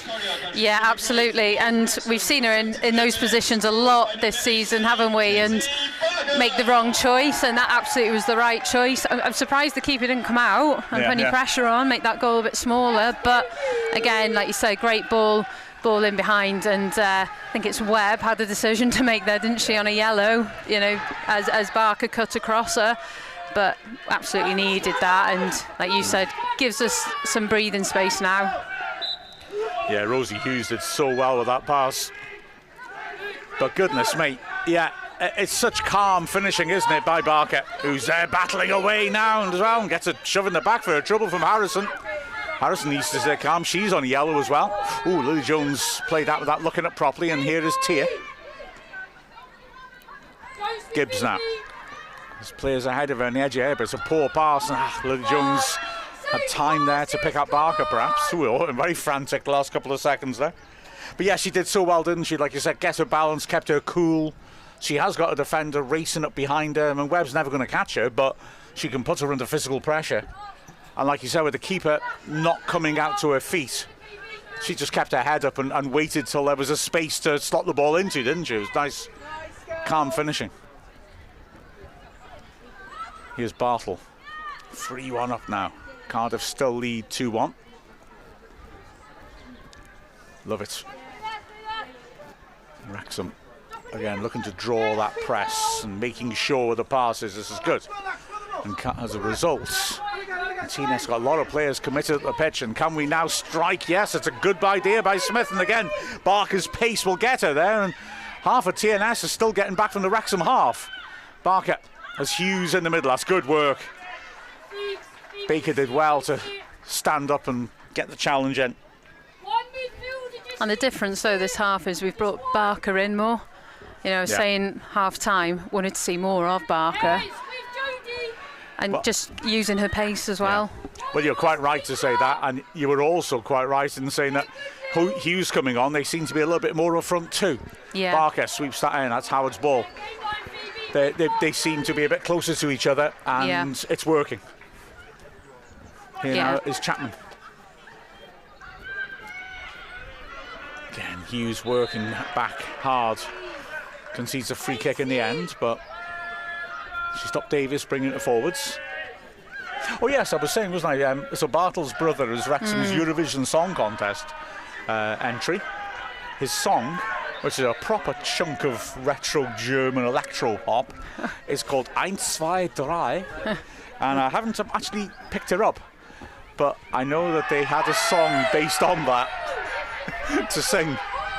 If we were here at the final whistle, if Wrexham winners, Hughes needs to be a little careful here. I mean, TNS was stealing yards and she's kicked the ball backwards, but in these scenarios, it's usually the player who kicks the ball away rather than who steals yards who gets a booking.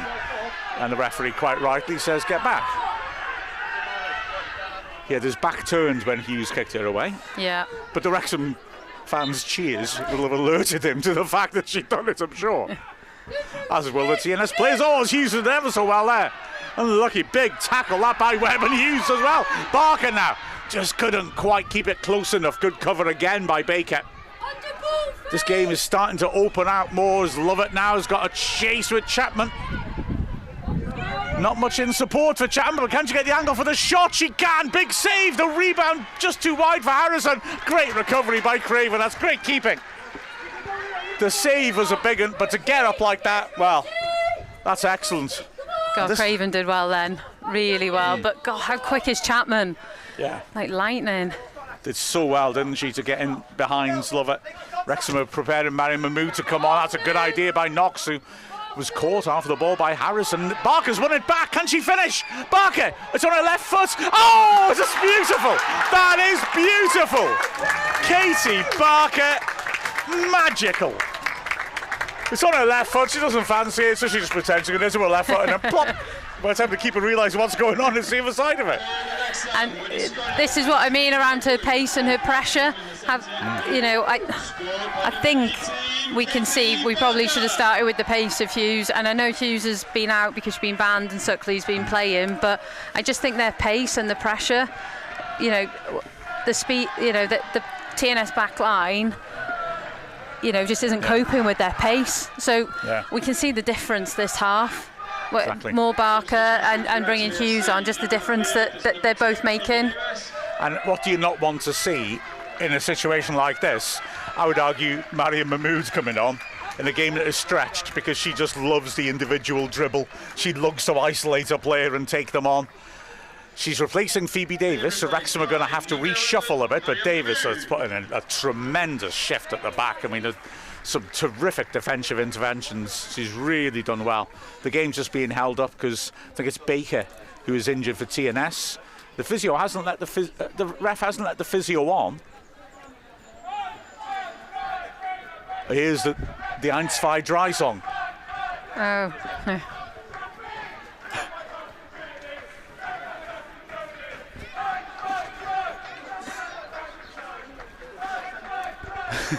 It's I remember it.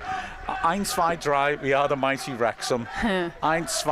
Right, I've forgotten the second line already. Bartle's enjoying it though. Good. Now she's clapping the Wrexham fans. Brilliant. That is superb. Well, we got 1, 2, 3, 4 goals now. Thank you very much. I did German in school. Es ist der 4:1 in der Liga Adran. Gonna keep going. So like, no, maybe not.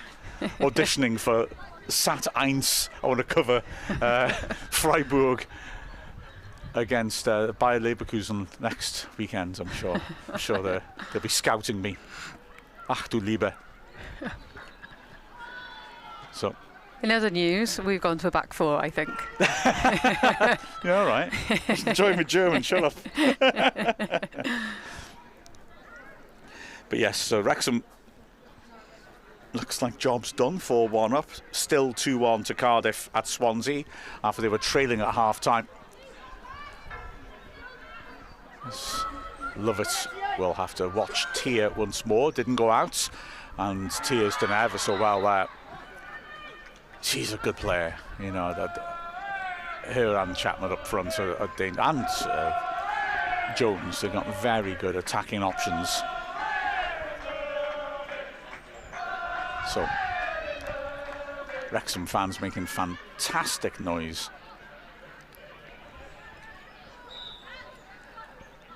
Barker is the only player not back defending. Swept in, that's a good firm header by Lovett. I beg your pardon, Hughes is there as well. And that's a hell of a pass. Mahmood now has got Barker bursting forwards. Wrexham in the last 10 minutes have been tearing into TNS. They've got back very quickly, to be fair, and that's good work by Jones. And Mahmood had a tug of the shirt. It wasn't the most significant one, but the rest penalised it. Free kick. I'm not sure how that's a free kick. There's not much to it, is there, really? I mean, No. It didn't really interfere with what was going on the pitch, but that is the problem with the whole shirt pulling thing, isn't it? That clearly most shirt pulling is let go. Yeah. So then when it's given, you think, well, hang on a sec, how is that different? That's an intelligent ball by Lewis. Harrison that, taking on Smith. We've had to reshuffle quite a bit, haven't we, as the game's gone on. Here now, Richardson will have a go. It's a clean hit, hits Bartle. A shout for handballs, never handball. That arm is really tucked in. If it even touched her arm, there's no way a handball should be given for that. Harrison again now, taking on Smith. Cute little idea for Jones. Bartle, rock solid. Great tackle. Well, before every men's game, I always have a good chat with some of the stewards, and one of them, she said she doesn't like Michaela Cook, the Cardiff player, and I wasn't sure why. I can see why now, because she scored against us. Now she's scored 2 again today, of course. She was just showing good anticipation. So, corner. 2 subs ready to come on for TNS. And Hughes got up well. Ooh, it's an important block by Lovett. And then an important block by Clark. And Wrexham throwing bodies on the line did well. So Olivia Buckland is going to come on, and Matilda Edge, and as a third change actually is going to come on as well. And TNS are going to shift things around a bit. And Grace Dunkley, who I was quite surprised she wasn't starting actually. She's always impresses me with her energy whenever she gets up and down. All 3 of these players are good players, but they got good depth in their squad, TNS. Lexi Jones is coming off, so you think Dunkley will come on as a straight swap down the left. Will they change their shape? Perhaps Webb is coming off. The pace of Barker has caused her issues, and surely that's a response to that. And then the third player coming off is Baker. Interesting. So 2 of the back 3 off. And this will be a little bit of a reshuffle now, which... And leaving the field is number 9, Chantal Tier. Hang on. Tier coming off. No, I reckon that's 4 off and 3 on, so I must have miscounted there somewhere. I mean, Buckland will go up front. Dunkley, I'd assume, is going to go as a left back, and she has. Looks like they've gone to a back 4. Yeah, Buckland will go up front. Chapman through the middle. And let's see how this all pans out then.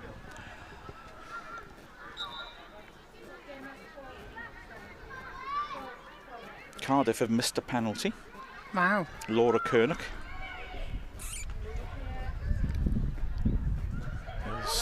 Knox brings that down nicely. Good feet. Oh, it's lovely. She's opened them up there. Lily Jones now round the corner. Mahmood up against Dunkley. Shifts it nicely. Oh, Barker to Smith. Great recovery that by Harrison. Good foot in. So TNS, we approach the last 5 minutes. Well, they're letting 5 in their last couple of games. And in the end, they have proven to be leaky once more. Sadler and Fuller come in from warming up. Buckland turns and wins the throw.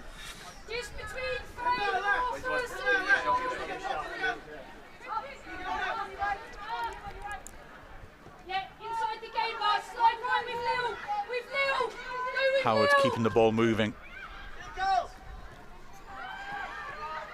There'll be a fair amount of added time, of course, after the injury to Michaela Wildgoose. So continuing to shift it around at the back. Here's Dunkerley. Harrison playing in a more advanced position now, just really well to get beyond Smith. Good strength by Smith, but Harrison keeps going. Experienced, robust player. Chapman now has got players getting up in support, but there's no one at the far post. Jones obviously was the player who didn't come off, and I thought she had. She's up there chasing. TNS wants a corner, but I'm not quite sure. It looked like she either scuffed it or is it deflected? Yeah, fair enough. Well, I thought, though, you know, like you said, though, TNS should be trying to commit a few players forwards, though, more into the box. Because even when that ball fell, if someone was coming, you know, attacking the back post, they'd have been there. Yeah. Well, Barker helps that on. They've changed their shape. It just looked a bit disorganised going forwards then. Lots of players making the same run. Look at her feet from the moves. Love it. Smith now. Quickly inside to Barker. Swansea have taken off Stacey John, which I never like to hear, because you always think she might do something in a feisty match. Wrexham got Liv Fuller about to come on. But Swansea have just brought on Sammy Wynn, who was at the Wrexham game on Friday, working with their community setup for Swansea City men. So she's probably developed a love of Wrexham from coming to a match like that. And will score now for us. Lily Jones down the line. Hughes making a great late run into the box. And there's a player over at the far post. Oh, and it went straight in. Well, it would have been a fluke, but who cares? Yeah, brilliant ball in. So here comes the change, and brilliant to see Liv Fuller coming on and continuing her rehabilitation. And what a performance again. Lily Jones has just been absolutely everywhere. Tremendous work by Jones creatively and driving play forwards, and she's done brilliantly. She's earned a 2-minute break. Yeah. And good to see Liv Fuller back on as well. And as a player, you don't really want to come off unless you're injured, but the smile on Lily's face there, swapping with Liv, just says it all, doesn't it? Absolutely. Is here now Wrexham looking to stop the ball coming out from the goal. Like Rosie Hughes tearing back to stop the easy pass forwards, and Wrexham have got their shape back as a result. Throwing goes Wrexham's way. But yeah, this has been a game which, you know, to be fair, TNS have shown a great deal of heart, but ultimately in the second half their press has waned, hasn't it? And we've been able to once more just press home that advantage of fitness, and yeah, it's been a good performance this. Here's Fuller. Good interception. Wrexham throw. Go across a bit. Don't go across. Come on. Wrexham, understandably, no huge rush. Hughes. Ooh, it's a bit of a high challenger on them, but she rode it well. Referee plays advantage just as Knox wriggles free, and she was frustrated by that, wasn't she? I mean, yeah, I don't know that one. I don't know why we lost the advantage that we wanted. Waited until the advantage was there. Yeah.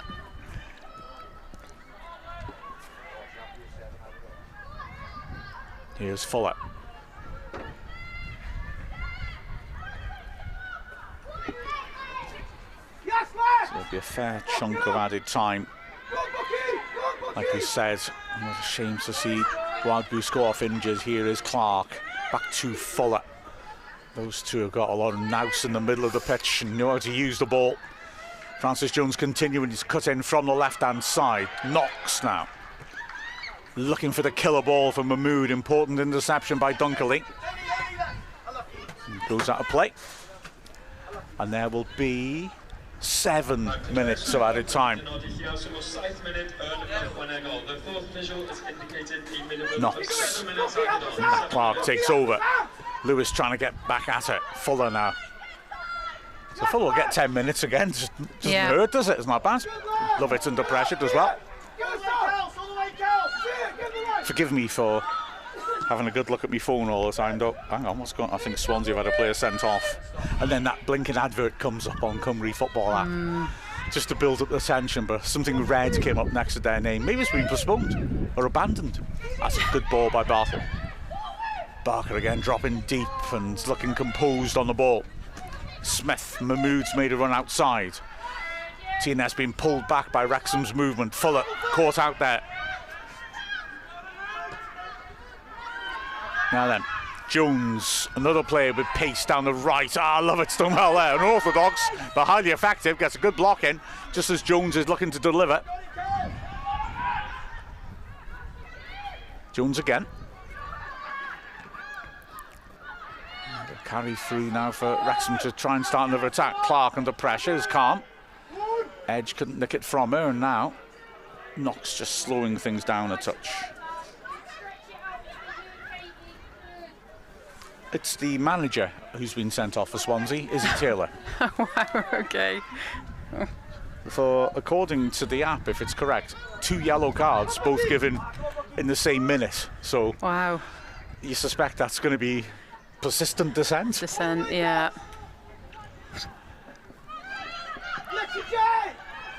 So I suppose if it's 2 yellows, it's 1 ban, 1 match. Well, it's a player, so a manager. I mean, I don't know. I don't think it's how much difference that might make. I don't know. She wasn't here, of course, for the league game, and we beat them comfortably. She was there. Oh, is she gonna book Rosie Hughes for that? No, good. She was there for the game at Swansea, and we beat them comfortably. So in that regard, didn't make much difference. The official attendance at the Rock for today's game is 501. So 501 is the crowd, decent crowd. And it's been a really good day here, and as we look to close in the run-in, it'd be great to see those numbers increase. Certainly when we go to the Stoke Kairos, like I said before, tickets on sale for it now, and very cheap as well. Plus, as Lucy said, 20 quid for hospitality at the racecourse. Take advantage of that. Knox, that's brilliant. Fuller, that's good. Mahmood now, driving into the box. Takes it early, unlucky. Great effort. Lovely move that. Fuller's quick movement to the ball made it possible after Knox with some typically smooth carrying of the ball. And that was unlucky. She's not scared to have a pot from outside the box and moves, and she strikes it really well, doesn't she? Yeah, she does, yeah. I do wonder, though, the angle, whether or not she'd been better drilling that across, or because you had Rosie, Barker and Fuller all attacking there, yeah. So I think that might have been the better option. That inviting space into the box opened up for her, didn't it? And I think she thought, all right, I'm getting a shot off here. But it quickly became apparent that it wasn't the most promising position. The defender got across quickly. Here's Fuller again, breaking things up and finding Mahmood again. And that's behind Barker. Howard will get across easily enough.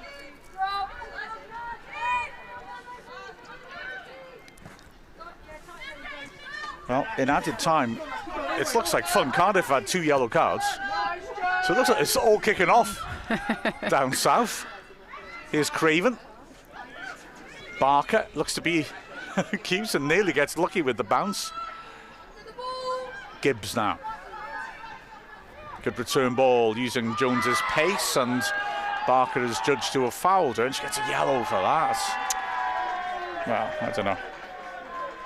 A bit harsh, perhaps. I don't know. I don't know if it was a real attempt to foul her or not, but maybe I'm biased. So, free kick. Wrexham will have to dig in again.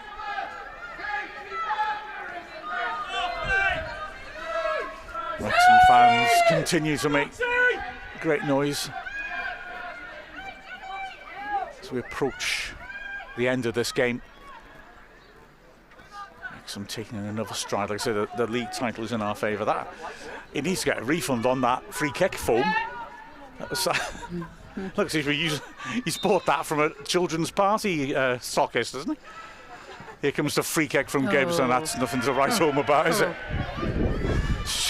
That's what we'd call a waste. She's trying to drop that in the deep fat fryer in the donuts to see what happens. Yeah, that's a waste. Crucial scientific experiment. But yeah, that foam, that's poor foam. I mean, I've got to say, you know. His summer gig doing foam parties in Ibiza has just been revoked. I've always wanted to use the word revoked, and now I have. Oh, got it in. How classy am I? Francis Jones then with the throw-in. Game's naturally slowing down a bit. Francis Jones to Knox. She's been very good, Knox, hasn't she? She's so consistent and smooth on the ball. He just love it. Fuller. Chapman interested, so Craven pings out an accurate pass. She's so good with the ball at her feet. Knox again spins that typical little turn inside, and she's, oh, ref, come on, she's flattened by Lewis. Long range shot's a good one. Not on target, but close. That's got to be said. I mean, it was a clear foul. I was going to say, how has Knox's not been given as a foul? Yeah. Barker's bit of contact before.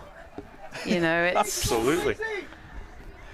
It was a great strike, but it would have been absolutely abominable if that had been a goal. Certainly from Craven's point of view. As we are now getting towards end times as far as TNS are concerned. Wrexham have shown real spirit in this game and quality as Rosie Hughes, one last chance maybe to break. It's a good foot in by Edge, but yeah, Wrexham are being sung home now by the Wrexham supporters group. 4-1 up against TNS in this derby match as we continue to look to win our first ever league title. Love it. Great fighting in the middle of the pitch to hold on to it. And the referee says enough's enough. Wrexham win the local derby against TNS 4-1. We'll do it all again against them next Sunday, and that could be fun because, quite frankly, that cuts up a bit feisty. But nonetheless, Wrexham end up winning comfortably in the end. The downside of it, of course, the injury to Michaela Wildgoose, who went off part of the way through the second half on a stretcher. That was really concerning. But Wrexham started brightly. Maria Francis Jones scoring with a wrong foot against their old team. That's rubbing salt in the wound, isn't it? But then Chapman struck back to equalise after Craven had made a good save. And Wrexham were tested for a while by TNS's energetic pressing game, but we went ahead again when Knox, a brilliant piece of play, hit the post. It dropped down and Harvey was able to score her first goal for Wrexham. Second half, Wrexham struck twice more. Two fine finishes after Wrexham had pushed Katie Barker a bit closer to Rosie Hughes, and Barker took two very well finished goals, and ultimately we win 4-1. Cardiff were losing at Swansea. Last we heard they were winning 2-1. So that title race continues. But Lucy, it was a good performance by Wrexham. There were spells where TNS asked questions of us, and fair play to them for that. But we were able to deal with that.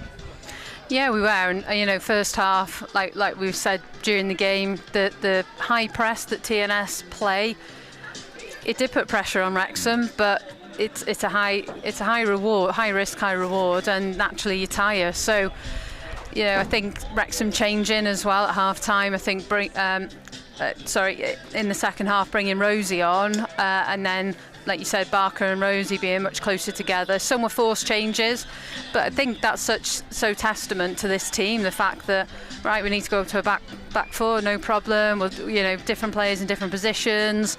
Phoebe going from back three to wing back, and you know, it just shows, like I said, the adaptability as well of the team. And yeah, for me, best team on the day won. Yeah.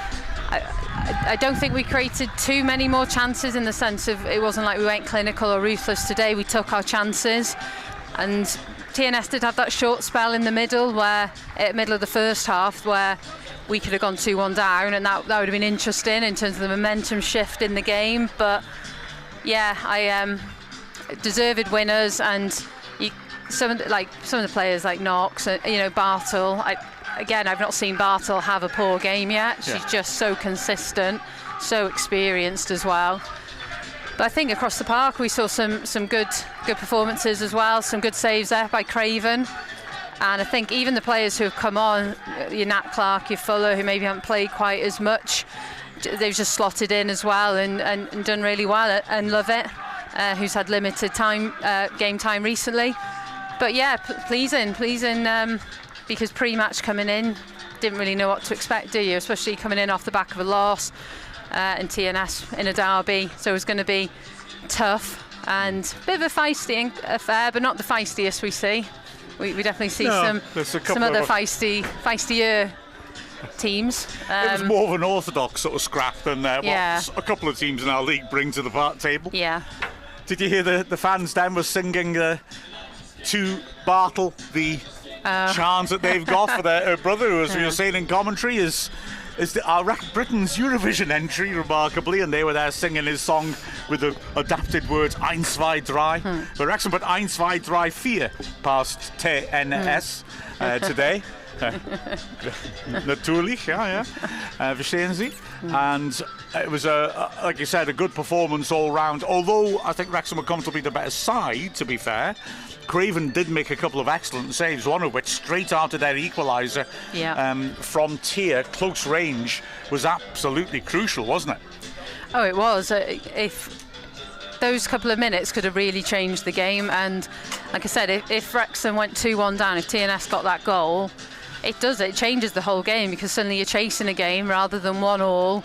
And before we got that second goal, we did have 5-10 minutes of being unsettled, mistakes, not looking as calm as we usually do on the ball, the quality.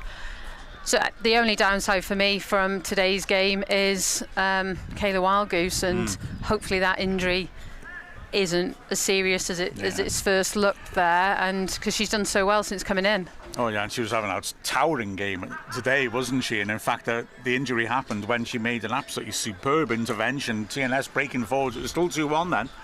And she came racing back and made a brilliant challenge in the penalty area to stop TNS from being one-on-one with Craven. So let's hope that she's okay. Davis, of course, went off injured too. That certainly didn't look serious, but you never know with a little knock whether it'll put you out for a week or so. So let's hope she's all right. But yeah, certainly there were promising performances. Frances Jones did very well, maybe more when she was on the right. You switched her with Harvey, and then she stayed on the left for the rest of the match. Lily Jones coming back from injury was really impressive in the middle of midfield, wasn't she, as well? Her energy levels were good, and she only came off with 2 minutes left to give her a break and looked very happy with her efforts, and it's good to see her up to full speed, isn't it? Yeah, we know Lily, we know she's like the heart of this team, isn't she? And Wrexham through and through, and yeah, it's great to see her back from injury, but again, had a really good game, and you know what you're going to get from Lily as well. She was a consistently high level too. So, but like I said, it's as a player you don't want to be subbed, but when you're smiling coming off because a player's returning from such a significant injury, obviously that tells it all. But yeah, like I said, some really good performances across the whole team, and I think that switch, Lily, Frances Jones and Harvey also made that difference as well. Yeah, I think that as well. I said about last Sunday that Cardiff showed the spirit of champions, bouncing back after we'd walloped them at Cardiff, and I didn't see a performance of that level coming from them, to be honest. Well, we've just done the same, because it was a blow last Sunday to see them come back at us like that, and we've shown really good spirits, because TNS, like I said in the commentary, I saw TNS at Cardiff 3 weeks ago, and they were there for the taking. They've let in 5 down at home to Swansea as well, but they were not that team out here today. They were compact, worked exceptionally hard, really pressed hard, and they presented a real challenge to a team who were coming off a disappointing result, and we showed spirit, I thought, to dig in and get a good result. I completely agree with you. And pre-match we talked about character, resilience, and that bouncing back, and done that today, especially when, you know, there were a few testing moments, but I just think it's part of the, you know, the ethos and the culture of this team as well that Jenny and all the staff have created. Well, absolutely. That was another big win and another step towards our ultimate goal, the title. And so let's hear from the architect of that victory, Jenny Sugarman.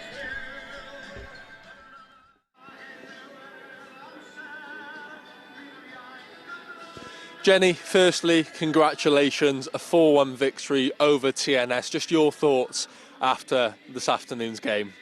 Obviously delighted to get the 3 points. I think at times we made hard work of it today. I think obviously we knew it was going to be a difficult game. It turned into a reasonably physical game as well. And at times we didn't probably draw the opposition out enough to create the spaces that we wanted to play in. So a little bit around us perhaps not executing game plan as much as we would have liked, but still on the face of that, when you win 4-1, you know, you've done plenty of good work in the day. You've had a few tough battles against TNS this season. I mean, just how important was it in that second half that you ensured that your foot was right on the gas and you got those goals to create that daylight at the end of the day? Yeah, and I think we were worthy of those goals as well. I think, you know, there was chances at both ends, but I think we were the team that dominated both the chances and the possession. And I think we, as much as we didn't open up the spaces, perhaps for the slides and on the outside of the centre backs as much as we would have liked, to make sure that in the second half that we not just create the chances but actually created some really good chances. And I'm just really pleased that we were able with the substitutes as well. I think we took a bit more control of the game. It's Rosie and Clarkey and Ez coming in, and both Clarkey and Ez have not played a huge amount of football over the last few weeks. So for them to come in and be able to not just perform at the level but also actually add control to the game for us, I think was a real positive. And then we're going to touch on it. Katie Barker, I mean, another 2 goals for her. Her finishing at times is unplayable, isn't it? Yeah, and, you know, as soon as she takes anybody in the box, you know that you're going to probably have a chance at the end of it because she's so quick and quick thinking, and she's got great ball control. And I think what you've seen from her today is just being a bit calmer in those positions as well. I think she's waited, she's watched, she's seen what the goalkeeper's going to do, and then she's picked her spot from that. And we all know how good a player she is, and she's always happy when she puts the ball in the back of the net. 4 goals in total, but just a word on Liz Craven, who made some really big saves at some really big moments for your side today. Yeah, massive one in the first half for us at 1-1, and I think that's a really important moment in the game. It's a moment that you can take momentum from, and it's a moment that is disheartening for the opposition as well. And I thought, second half again, and she had some great playing out moments for us today too. So yeah, good performance all round from her. Just to touch on it, Michaela Wildgoose obviously unfortunately had to be brought off in that second half. Any sort of update you've got on her at this minute? No, not at the moment. Obviously she's gone in with the medical team and they'll look after her, but we haven't got any update at the moment. So obviously not what you would have wanted, but in terms of digging in to get those 3 points, it really sets up an exciting reverse fixture against TNS next week as well, doesn't it? Yeah, absolutely. And I think we've not had, like I said at pre-game, we've not had eyes on each other for a little while now. So I think both teams have got plenty to review from today's game, from where the battles were won and lost. And we know that whilst we're really happy with the win, we're really happy with some moments in the game, we perhaps didn't play with as much control that we'd have liked at times and dictated as much as we liked at times. So there's certainly some stuff for us to improve on there. Thank you, Jenny, and congratulations. Diolch.